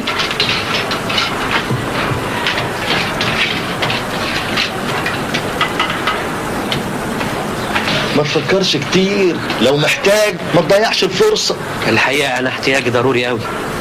بقالي 9 سنين خاطب ومش عارف أتجوز. يبقى ما تترددش وتيجي تستلم الشغل من بكرة. بدل ما تتبهدل في اللوكندات والبنسيونات زي. ثم في حاجة تانية، هتضمن تسكن في شقة في عمارة كاملة المواصفات، لأن أنا شخصيا بشرف على المنى بقى بنفسي. طب أعمل إيه بس في الوظيفة؟ ده أنا بمضي حضور وانصراف كل يوم. اعمل زيي، اكتب مذكرة في المهندس التنفيذي اللي انت بتشتغل معاه، ساعتها المدير بقى هيكافئك ويعفيك من الامضاء والحضور والانصراف. بس انا ما بشتغلش مع مهندس تنفيذي. خلاص اتصرف بأي طريقة، بس المهم بقى اول ما تستلم الشغل هنا اوعى تفرط في كرامتك، خصوصا مع حوده اللومانجي او غازي بيه. دي النصيحة الوحيدة اللي انا اقدر اقدمها لك. انا شخصيا محدش فيهم يجرؤ يهني او يكلفني باي عمل انا ما اقدرش عليه. ده اللي هو انت. طيب عن اذنك.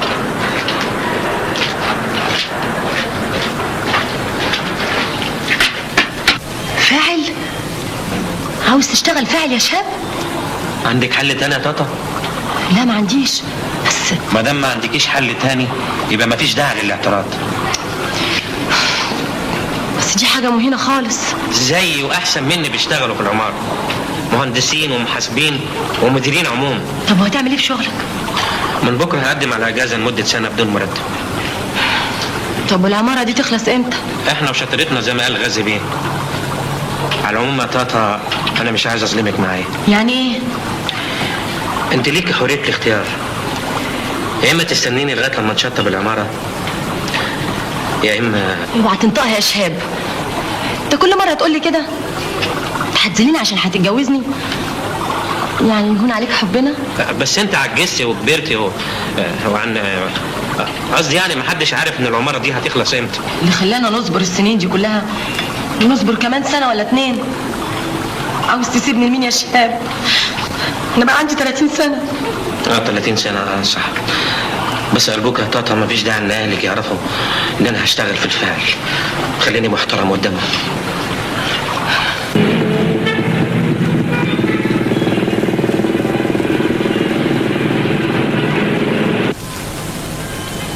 مرفوض يا استاذ. ليه يا فندم؟ لانك ما ذكرتش اسباب طلبك، اجازه بدون مرتب. اتفضل. بسيط يا فندم، نشكرك.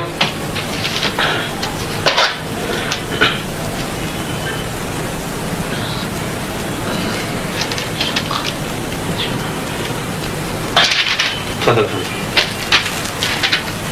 من اجل التفرغ للبحث عن شقه. تضحك ليه يا فندم؟ يا ابني حالات الترخيص لاجازه بدون مرتب حسب الماده 69 من قانون نظام العاملين بالدوله ما فيهاش بند بيقول يمنح العامل اجازه بدون مرتب من اجل التفرغ للبحث عن شقه. امال ايه يا فندم حالات الترخيص باجازه؟ السفر للخارج او اداء الامتحانات اذا كان العامل منتسب لكليه او هيمتحن دراسات عليا، او رعايه الطفل اذا كان العامل ست. اتفضل يا فندي، اقرا القانون بنفسك. يا فندم. يا فندم مادة يا فندم ممكن يا فندم تنطبق عليا. ايه دي؟ يا فندم يجوز للسلطة المختصة منح العامل اجازة بدون مرتب الاسباب التي يبديها العامل وتقدرها السلطة المختصة. اتفضل اقرا القانون بنفسك. وتقدرها السلطة المختصة، ده شرط اساسي، وانا ما قدرتش اسبابك. قدر، ارجوك تقدر يا فندم. انا بقالي سنين خاطب ومش عارف اتجوز. دي مسائل شخصية يا سيد، وحالة العمل تستلزم عدم منحك اجازة. حاجة العمل؟ ده احنا يا فندم 10 موظفين بنقوم بعمل واحد بنخلصه في 3 ايام، وبقية الشهر يا فندم بنقعد نلعب كلمات متقاطعة. كلمات متقاطعة؟ دي مخالفة إدارية هتتحولوا كلكم بسببها للتحقيق. اتفضل يا أستاذ على مكتبك، اتفضل.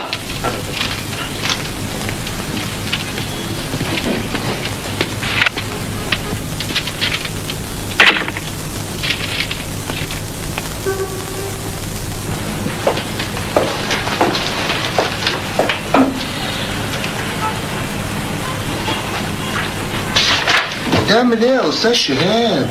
انت بتمضي الحضور بكره؟ لا مؤاخذة معلش مش واخد بالي. مش واخد بالك ولا عاوز تزوغ بكره؟ بيني وبينك انا عايز ازوغ لمدة سنة. عندي ظروف محتاجة لتفرغ. هتاخد اجازة. ما المدير رفض. بقول لك يا ابو حميد، مش احنا اخوات وايه؟ لا يا عم دي مسؤولية. عاوز توديني في داهية؟ لا داهية ولا حاجة، وحد دران بحد هنا. هو انا بعمل ايه في الشغل يعني؟ مش باجي امضي حضور وانصراف بس. عاوزني اغطيك سنة؟ انت بتحلم. لا ما انا باجي يوم ولا اتنين في الاسبوع اشوفك. قلت ايه؟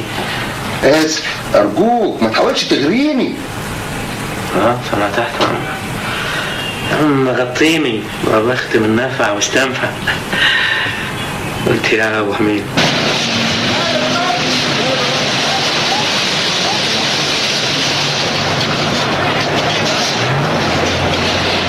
مش عارف.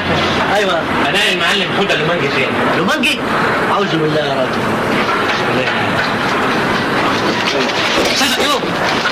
نجم استاذ ايوب. الله يسلمك. حوده لومانجي فين؟ ها؟ تلاقيه فوق. على مالك؟ ايه اللي بيحصل؟ يلا يلا. صباح الخير يا معلم هدى. نعم. انا شهاب مستجاب موظف. هات من الاخر. شوف شغلك يا انت وهو. انا مستاجر الشقه الجديده اللي في الدور العلوي. فاعل جديد يعني قدامك بسرعه شويه. نعم. نعم الله عليك يا اخويا. اطرش اما اقول لك تطاط يعني تطاط كده اهو. كده اهو. في ايه؟ في ايه؟ اخلص. ايه اللي بيحصل ده؟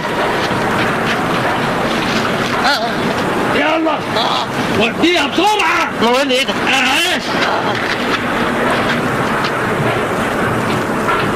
جاتكم البلاء مستأجر عره.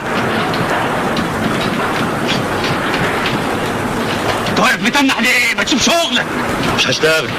انا ارفض ان انا اشترك في المهزله الاخلاقيه دي. نعم يا اخويا ما تتكلم عربي يا انت فاهمني كويس، بس انت لما مؤاخذه عايز تدي ضميرك اجازه، بس انا لا اقبل. لا اقبل؟ انت هتخطب؟ انت هتتكلم كويس ولا اسفخك على ما انسيك اسمك؟ بقول لك ايه، خلطه المونه دي ناقصه شكرتين ونص اسمنت، انا حاسبها بدقه. ولا انت بتشتغل فاعل معانا ولا جاسوس علينا؟ انا مستاجر، انا مانيش فاعل، ودي ابسط الحقوق الانسانيه بتقول كده. كسر حقك. انت هتشتغل ولا لا؟ من غير ضرب يا اخي. هو كل حاجه بالضرب والله يا اخي. ايه ده؟ انا وجهه نظر يا اخي، ثم الخلاف في الراي لا يفسد للود قضيه. انت هتخطب تاني؟ اتفضل في شغلك. كل حاجه ضرب يا اخي. غور اشتغل. اعوذ بالله. مستعجلين عره. اتفضل. ما تخلي انت يا عمي انا معايا. خلاص ثانية واحدة اعمل لك وصل بيهم. وصل؟ دي معقولة؟ ربنا يوفقك ويوفق الجميع. فوت عليا بكرة علشان اوريك الشقة. انا متشكر الف الف الف شكر يا بيه. ربنا يكثر من امثالك يا سعادة البيه. متشكرة قوي قوي قوي يا فندم. انا اللي اشكركم. مع السلامة. مع السلامة يا فندم. الله يسلمك. ربنا يكرمك.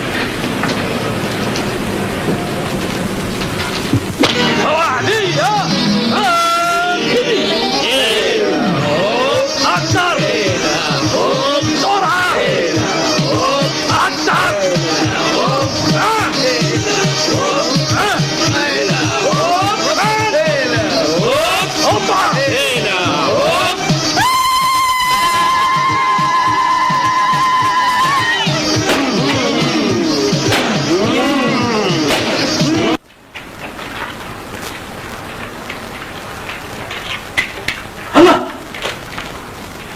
بتعمل ايه يا اسطى ايوب؟ زي ما سيادتك شايف. من فضلك يا معلم هدى ما تعطلنيش عشان اقدر اخلص من الجدار ده النهارده لو سمحت. جدار؟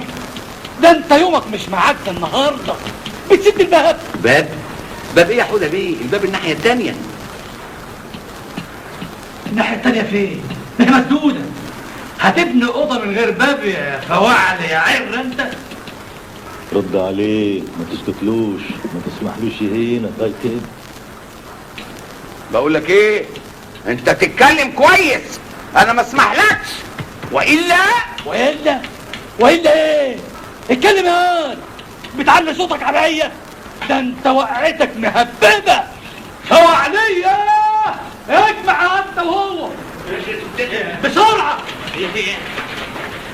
حاسب يا جاهل. الافندي بتاعكم المتعلم النور، المدير عام السابق اللي معاه شهاده جامعيه بيسد الباب، بعلمه الصنعه كويس، بيهلفط معايا. اعمل فيه ايه يا قوم؟ احكموا انتوا بقى يا بتوع الشهادات. اهو بقى انا الحته كويس اهو، ما يمكن عايز اوضه مسدوده عشان ما فيش حد يخشها. اخلص يا جاهل وانا عايزك. تحت امرك يا حوده بيه. امشي نجر شايله 10 مقاطف زلط بالنوع الكبير. يا معلم حوده ما حصلش حاجه يا سعاده البيه، انا ممكن اهد اللي بنيته. اخرس، انا هربيكم. مدارس ايه وهباب ايه اللي اتعلمتوا فيها؟ غور يا واد انت واقف في درعانك. حاضر يا فندم حاضر. بسرعه. حاضر. وانا عايزك. نعم يا حوده بيه. انت كمان شايل نفسك 10 مقاطف زلط. ليه بس يا سعاده البيه؟ ده هو اللي غلط مشاكل. مزاجي كده. الحسنه تخص والسيئه تعم. يا سعاده البيه ده يرزقني ولا انا اخلص بسرعه. سيبه عليا. اخلص انت كمان. غور انت وهو. وانت قاعد زي ما تقول. انا حاضر. امشي اطلع بره. معقول اوضه من غير باب؟ طب يدخلوها ازاي دي؟ وحشتيني. وانت كمان. من زمان ما تمشيناش على الكورنيش. من ايام الخطوبه. فاكره؟ ودي حاجه تتنسي؟ فاكره لما كنا نتمشى على الكورنيش بالساعات واحنا بناكل ذره؟ ويوم ما حبيت اغير وجبت ترمس. فاكر قلت لي ايه؟ طبعا فاكر.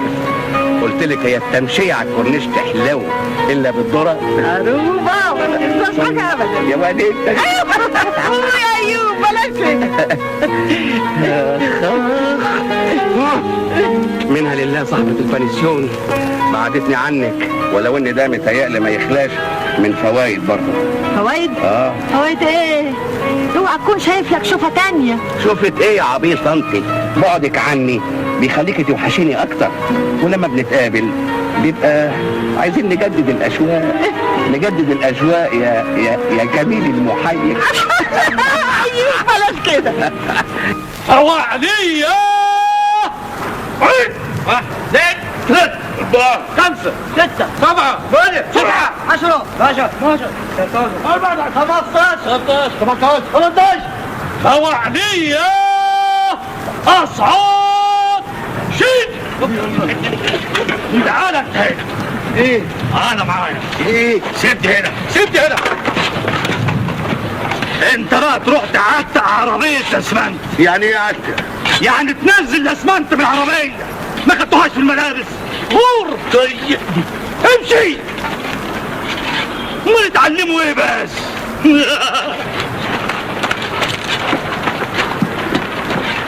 عنك انت عم ايوب. لا لا متشكر يا ابني. روح انت لحسن حوده اللومانجي يلمحك يأذيك، ربنا يكفينا شره.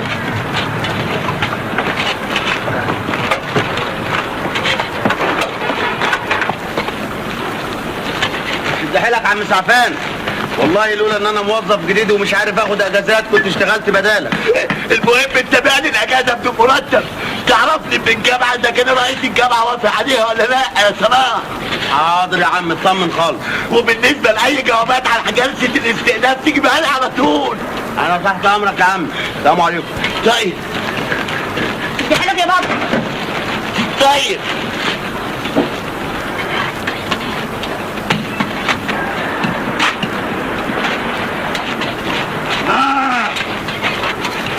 حيلك يا انت هو. ولا عزت انت انا يا فندم تحت امرك. غازي بيه شيع لك مندوب من عنده. فين؟ غسلته عطر والست نفوسه مراته عندها غسيل بوك. طب وانا داخل ايه؟ انا يا اخويا ما اعرفش اصلح غسالات. ومين قال لك انه عاوزك تصلح الغساله؟ افنديه مخها ضلم بصحيح. امال عاوز ايه؟ عاوز الجماعه بتوعه بسلامتك تروح تغسل لها الغسيل. انت بتقول ايه؟ اللي سمعته يا اخويا. من بكره الفجريه تكون عندها. مش ممكن، مستحيل، انا لا اقبل. مش بخاطرك يا استاذ، دي اوامر غازي بيه. اوامر غازي بيه، اوامر الجن الازرق. انا مش ممكن اقبل كده، دي اهانه لا تقبلها كرامتي ابدا. انت اكيد اتجننت، مستحيل تكون في وعيك، مستحيل. انا قلت لك روح للدكتور عشان تتعالج.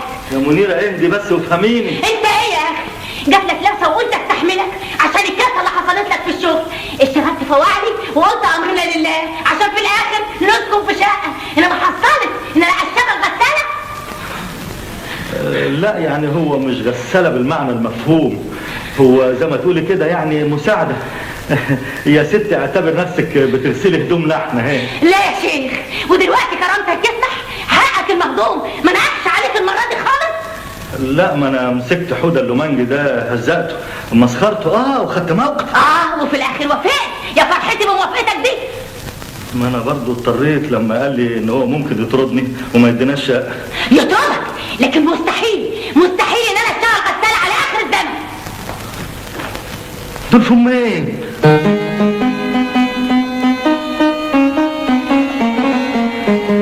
معلش الله يسامحك وانا كمان هسامحك، لكن على اي حال نفسي اسألك سؤال ضميرك مستريح. عم سعفان في ايه؟ جلسة استئناف النهارده الساعة 12. استأذن من الأستاذ حوده اللومانجي وغير هدومك ويلا، مفيش وقت، الساعة دلوقتي 11. يلا بينا يلا بينا، استنى يلا. معلش يا عم ايوب، هانت. ايوه هانت. مين كان يصدق ان انا في السن ده والدنيا تديني ظهرها وابني اللي من لحمي ودمي يتخلى عن امه وعني. يا معلم حوده ايه انا مضطر استاذن النهارده. ايه يا اخويا؟ تستأذن ايه؟ انت فاكر نفسك بتشتغل فين؟ في دول الحكومة؟ اصل انا عندي ظرف خاص النهارده، جلسه الاستئناف اللي هيتقرر بناء على ايش يا عمر شوف شغلك، لحسن احرمك في الشارع. خلاص انت يا صباح الفقر انت والمحامي، وبعدين تبقى طمني على اللي بيحصل. خلاص يا عم شوف شغلك انت وانا حصلك. ايه شغلك شغلك؟ امشي. مستعجلين عنا. حلوه استأذن دي. بس تعرف انا وامه برضه مسؤولين عن الحكايه دي. احنا العفوف مسؤولين ازاي يعني؟ دلعناه دلعناه من صغره يا شهاب. بقينا نتكلم انا وامه علشان نجيب اي حاجه يطلبها، نجيبها له. طلع مملمح وضعيف شخصيه كده وتافه. نصيحه يا شهاب يا ابني، اول ما تستلم شقتك انت فين؟ ايوه انا. اول ما تستلم شقتك تتجوز وتخلف. خلي بالك وتربي عيالك بطريقه تانية خالص. الطريقه تانية ازاي؟ يلا بسرعه. كفايه يا معلم حوده، ده هيتقطم. اخرس ولا كلمه. انا اعترض. انا هوريكم وهربيكم. امشي يلا.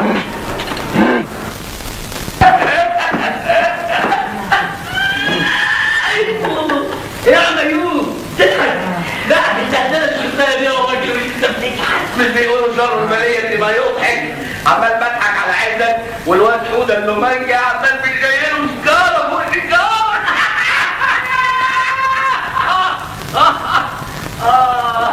وسطي ايه؟ يا وسطي تعبني يا ابراهيم، تعبني قوي. يا عم اجيب الهنا الطواطم. ايه؟ روح على نادي ليه واستسمعه؟ قلت لك عمل خفيف. يا عم بلا عمل خفيف. اسمع يا عم ايوب، انا عندي فكره ما تخرش الميه. قول. الواد حوده اللومانجي مال؟ احمده بقرشين، شغلانه خفيفه. ما انت عارف القرش يلعب القرش. يا عم قرش مين؟ انا لا اكل، ده انا بدفع المعاش كله للوليه صاحبه البنسيون. وعلى العموم هانت، اللي فاضل اقل كتير من اللي فات. الحرفوفه تعبان يا اخوانا قوي. مدد ايه؟ هتعمل ايه؟ سيبه ده سمعة. سمعة مين؟ سمعة مين؟ ما تعرفوش؟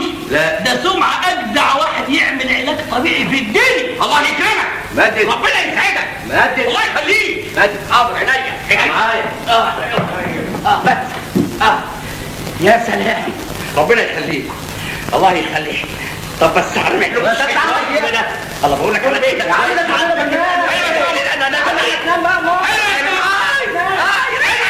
تعالوا تعالوا يا ولاد تعالوا. اخيرا ربنا عوض صبرنا خير.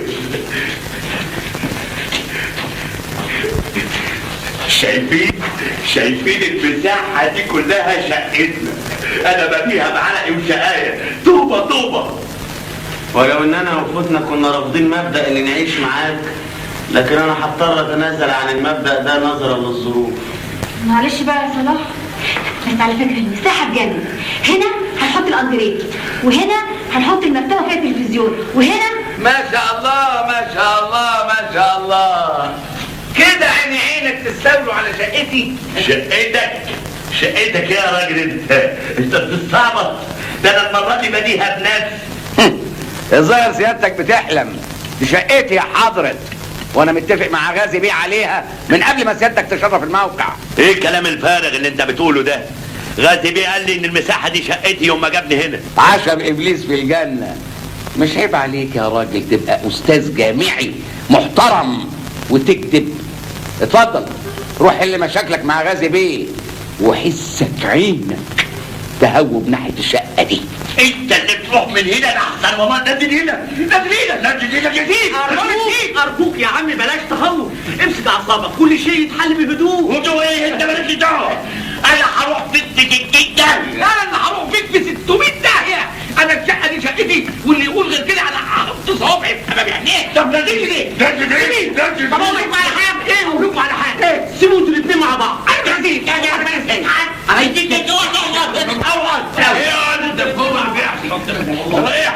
بس يا عم الجواب بيوصل. الحقني يا غازي بيه، الحقني، عايز اخد شقتي. عيني ده راجل كبير وكذاب يا غازي بيه. بيدعي ان الشقة دي شقته. من فضلك قول له دي شقة مين؟ شقة اللي بنى الأول. والحق حق. روح انت بقى شوف شغلك. انت بتقول ايه؟ مش ممكن ليه يا سعفان افندي؟ انا هنا بسكن بالاولويه. اولوية ايه يا غازي بيه؟ اولوية ايه؟ انا هروح فين دلوقتي؟ انت مش وعدتني بالشقة دي. وانت كنت دفعت ابيض ولا اسود علشان تشرط عليا؟ اديله ال10 جنيه بتاعته مع السلامه. حرام عليك يا غازي بيه. ده انا شرحت لك ذنوبي. ارحموا من في الارض يا ناس.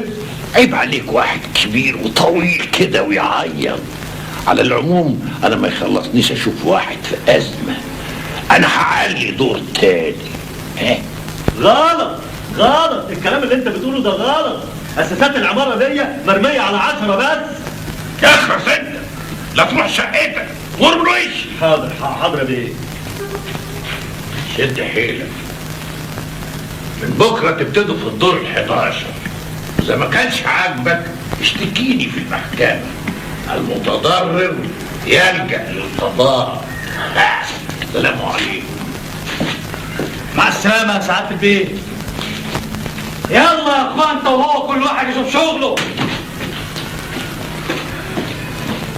خلاص يا عم هاني، اللي خليك بنات ده كله دول كمان مش مشكلة.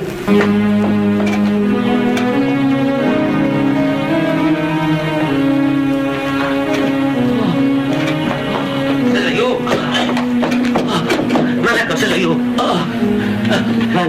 مش عارف، صدري طابع عليا مش قادر اخد نفس. طب تعال اسند عليا. لا روح انت لحسن حوض اللومانجي يشوفك يأذيك. ده جسم ايه؟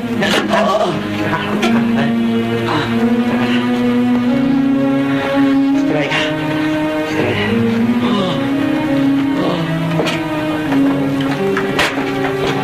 ايه يا انت وهو؟ زي ما انت شايف كده الاستاذ ايوب تعبان. استنوا ده اخويا عشان ما تشتغلش. قوم لي احسن اخلي يومك اسود بتعرف الخروب. ابعد عنه. الله ده انت راجل اهو زي ما انت شايف قادر ياخد نفسه. سلامتك يا عم ايوب، الف سلام عليك. شوف شغلك انت هو. يلا لا يا جدعان، حد يجيب الاسعاف.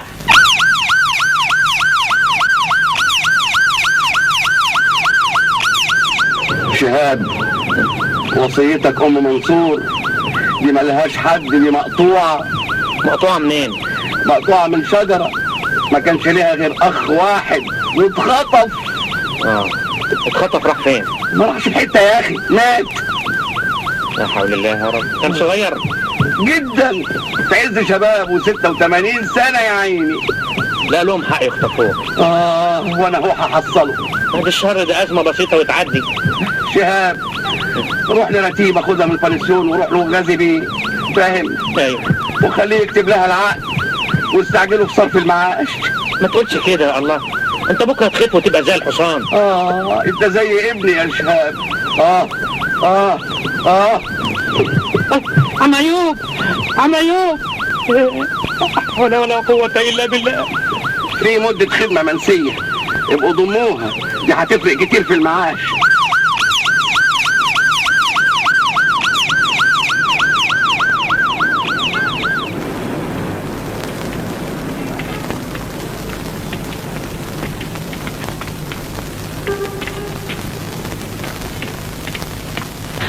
ألف سلام عليك يا أيوب. شد حيلك امال يا ايوب. الله، اتجدعن شويه علشان خاطر الست الطيبه دي. كلها يوم ولا اتنين وينزل شغله تاني، ما يلزمش اي خدمه. قولي يا زيد، الأصوات احنا حاطين على صار. ألف شكر يا غازي بيه، محدش يجي لك في راضي أبدا. الف سلام عليه. سلام عليكم. ويكي كلام والله.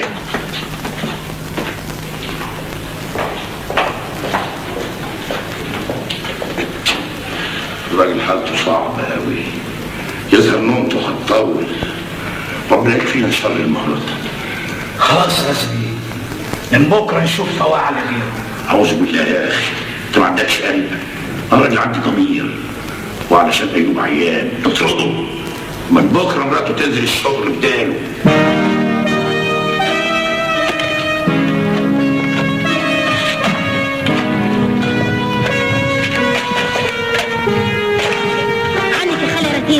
روح شوفي شغلك. حاضر.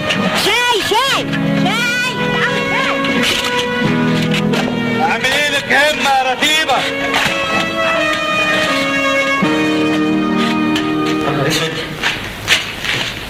فين؟ شقتي اتسرقت. ايه يا استاذ شهاب؟ لا شقتي فين؟ المساحه دي كلها كانت شقتي، ايه اللي حصل؟ شوف يا سيدي، الاستاذ حوده اللومانجي ادانا امر ان احنا نبني كل الحيطان دي. المساحه اللي كانت مخصصه لشقه بقت 3 شقق زي ما انت شايف، كل شقه 3 اوض وصاله، والاوضه زي الحب كشك اهي. لا دي ما تكفيش شخص واحد، دي مهزله يا استاذ. انتوا السبب في كل اللي بيجرى لكم ده. يعني ايه؟ يعني ايه؟ تخاذلكم وذعركم وخوفكم من غازي بيه هو اللي وصلكم لكده، بقيتوا عبيد. يا اخي ده العبيد ظهر بينهم سبارتاكوس محر العبيد، وانتوا لسه ياما هتشوفوا. يعني انت دلوقتي عايز نعمل ايه؟ سوري يا اخي، اعترض، اصرخ، روحوا لغازي بيه، انا لا اقبل انك تعتدي على المساحه المخصصه لشقتي. طيب. استنى ايه؟ انطلق. لا انطلق. ولا رايح فين يا شباب؟ مالكش دعوه، انا ماليش دعوه. وقع ايدك سود ولا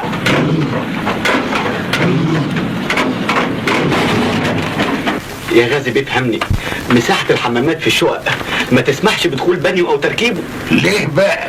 لان يا فندم مساحة الحمام دلوقتي بقت عبارة عن متر في نص متر بعد التعديلات اللي ساعتك طلبتها. خلاص بلاش بانيو خالص. السلام عليكم. اهلا يا شهاب.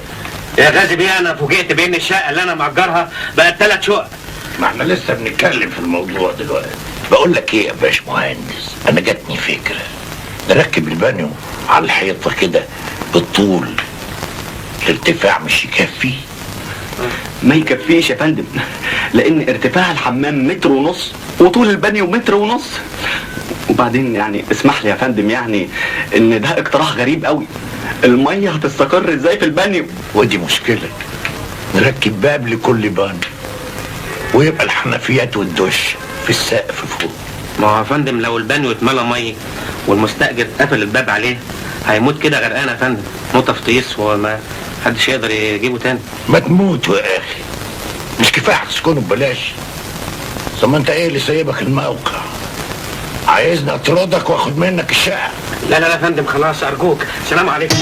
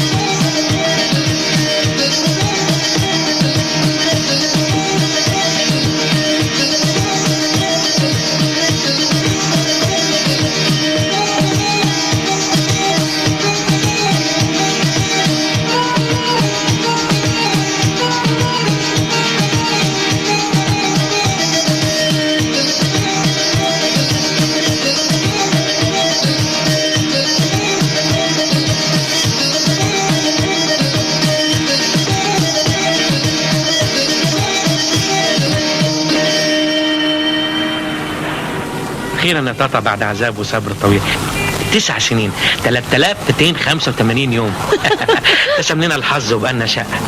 بكره ان شاء الله هنمضي العقد مع غازي بيه، انا وعزت وسعفان وايوب. احنا اتفقنا كلنا ما نستناش التشطيب.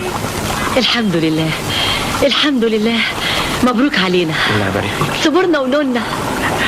تاتا بكره ان شاء الله هنمضي العقد مع غازي بيه واخد منه المفتاح ونروح نكتب كتاب على طول. نروح كمان بقى نقعد في الشقه بقى، انا خلاص ما عادش عندي صبر استنى. ولا انا خالص. ان شاء الله نشطب على حسابنا، المهم يبقى لنا باب يتقفل علينا. لا الشقه فيها باب بس ما فيهاش كهرباء ولا ميه. مش مهم، انت هتكهرب لي حياتي. ايه؟ هتنور لي حياتي. وما نعوز نشرب من البحر. ايوه البحر اهو، بحر قدامنا، لما نعود ننزل نطلع منه. مش ممكن اللي مش ممكن اخلاصك ووفائك في الزمن الاخضر ده. انت تبقي المستحيل الرابع. الثلاثه التانيين لا في انت بعديهم، العنقاء والغول والخل الوفي.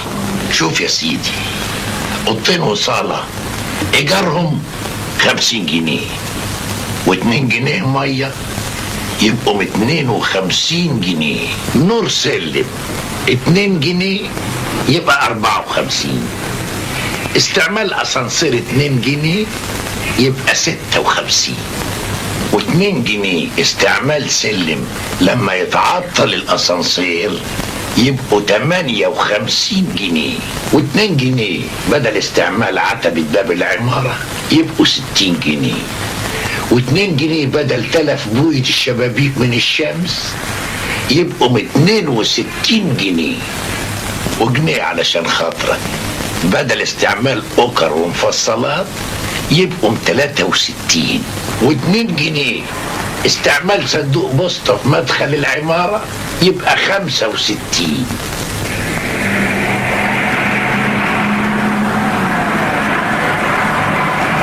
استاذ شهاب، انت طول عمرك متخاذل وكلامك ده ما يعجبنيش.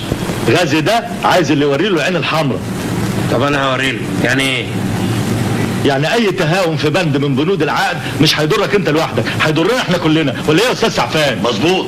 واول ما نستلم العقود ضروري نسجلها في الشهر العقاري، ده اضمن حل عشان نضمن حقوقنا، ولا ايه يا استاذ ايوب؟ تمام، عين العقل.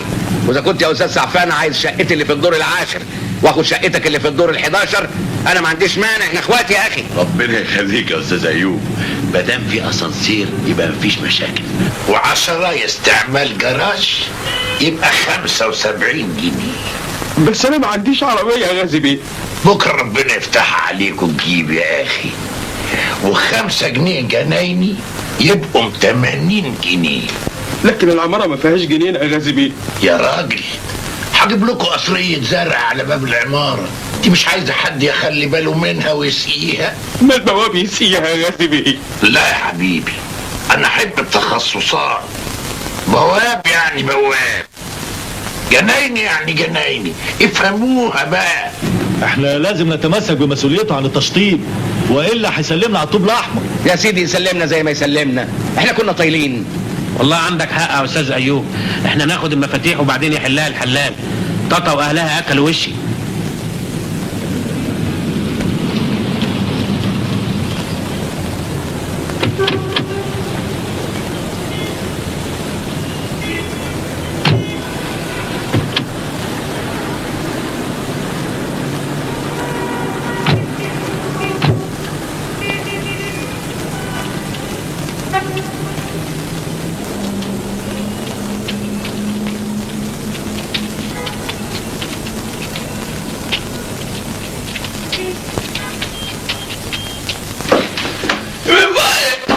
من فضلك قولي الغازي بان احنا عايزين نقابل.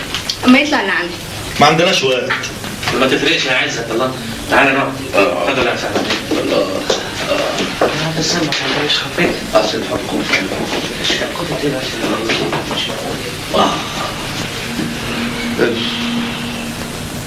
و2 جنيه للدش و2 جنيه للسيفون، يبقى المبلغ كله 190. ابوس ايدك ابوس ايدك، كفايه يا غازي بيه. خلاص خلي الباقي على عيالي. يلا هو بتعمل دول ايه دول؟ كميات ب5000 جنيه. وهو مضيهم ليه؟ افرض حضرتك لا مؤاخذه ما رضتش تدفع الايجار الا على حسب تقدير اللجنه، هتسوح انا؟ عندك حق. خلاص امضي يا باشا، امضي حبيبي. حاضر.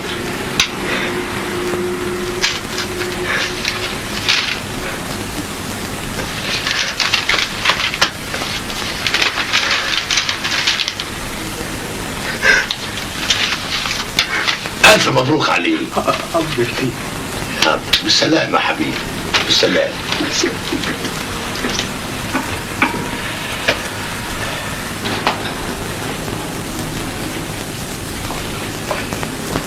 اتفضل. بقول ايه؟ خدوا بالكم المية طول عمرها على المالك. ها؟ وبند الاسانسير كمان لو مش موجود في العقد هنضيف. نضيف. اتفضل.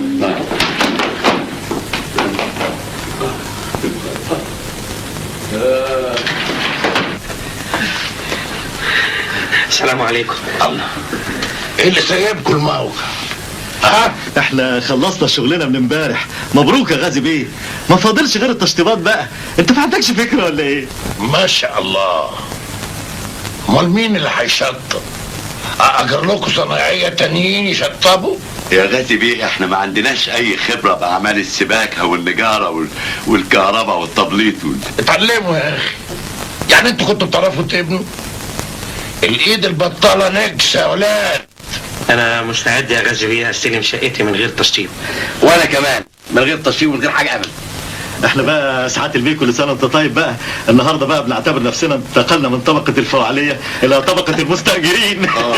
وجايين نمضي عقود الشقق. نعم يا اخويا، مستاجرين عقود. امشي قاعد انت وهو العبوا بعيد. بتقول ايه؟ اللي سمعته يا اخويا. مع السلامه. دي سكه قاعد انت وهو. مين اللي هياخد السكه دي؟ هي فين؟ ده سكه يعني ايه؟ يعني ما عنديش شقه اجرها. ايه؟ ما عندوش ايه؟ وما عندوش ايه؟ مش عارف. انت ما عندكش ايه؟ ما عندوش ايه؟ مش عارف. انتوا طرشتم. ما عنديش شقه اجرها. اجرتهم لناس تانيين، كل واحد دفع 8000 جنيه ميتين و5000 جنيه كمبيالات. اما انتوا ناس ما عندكوش دم صحيح. ده بدل ما تشكروني اني علمتكم صنعة تاكلوا منها بقلاوة، جايين دلوقتي وعايزين تسكروا كمان.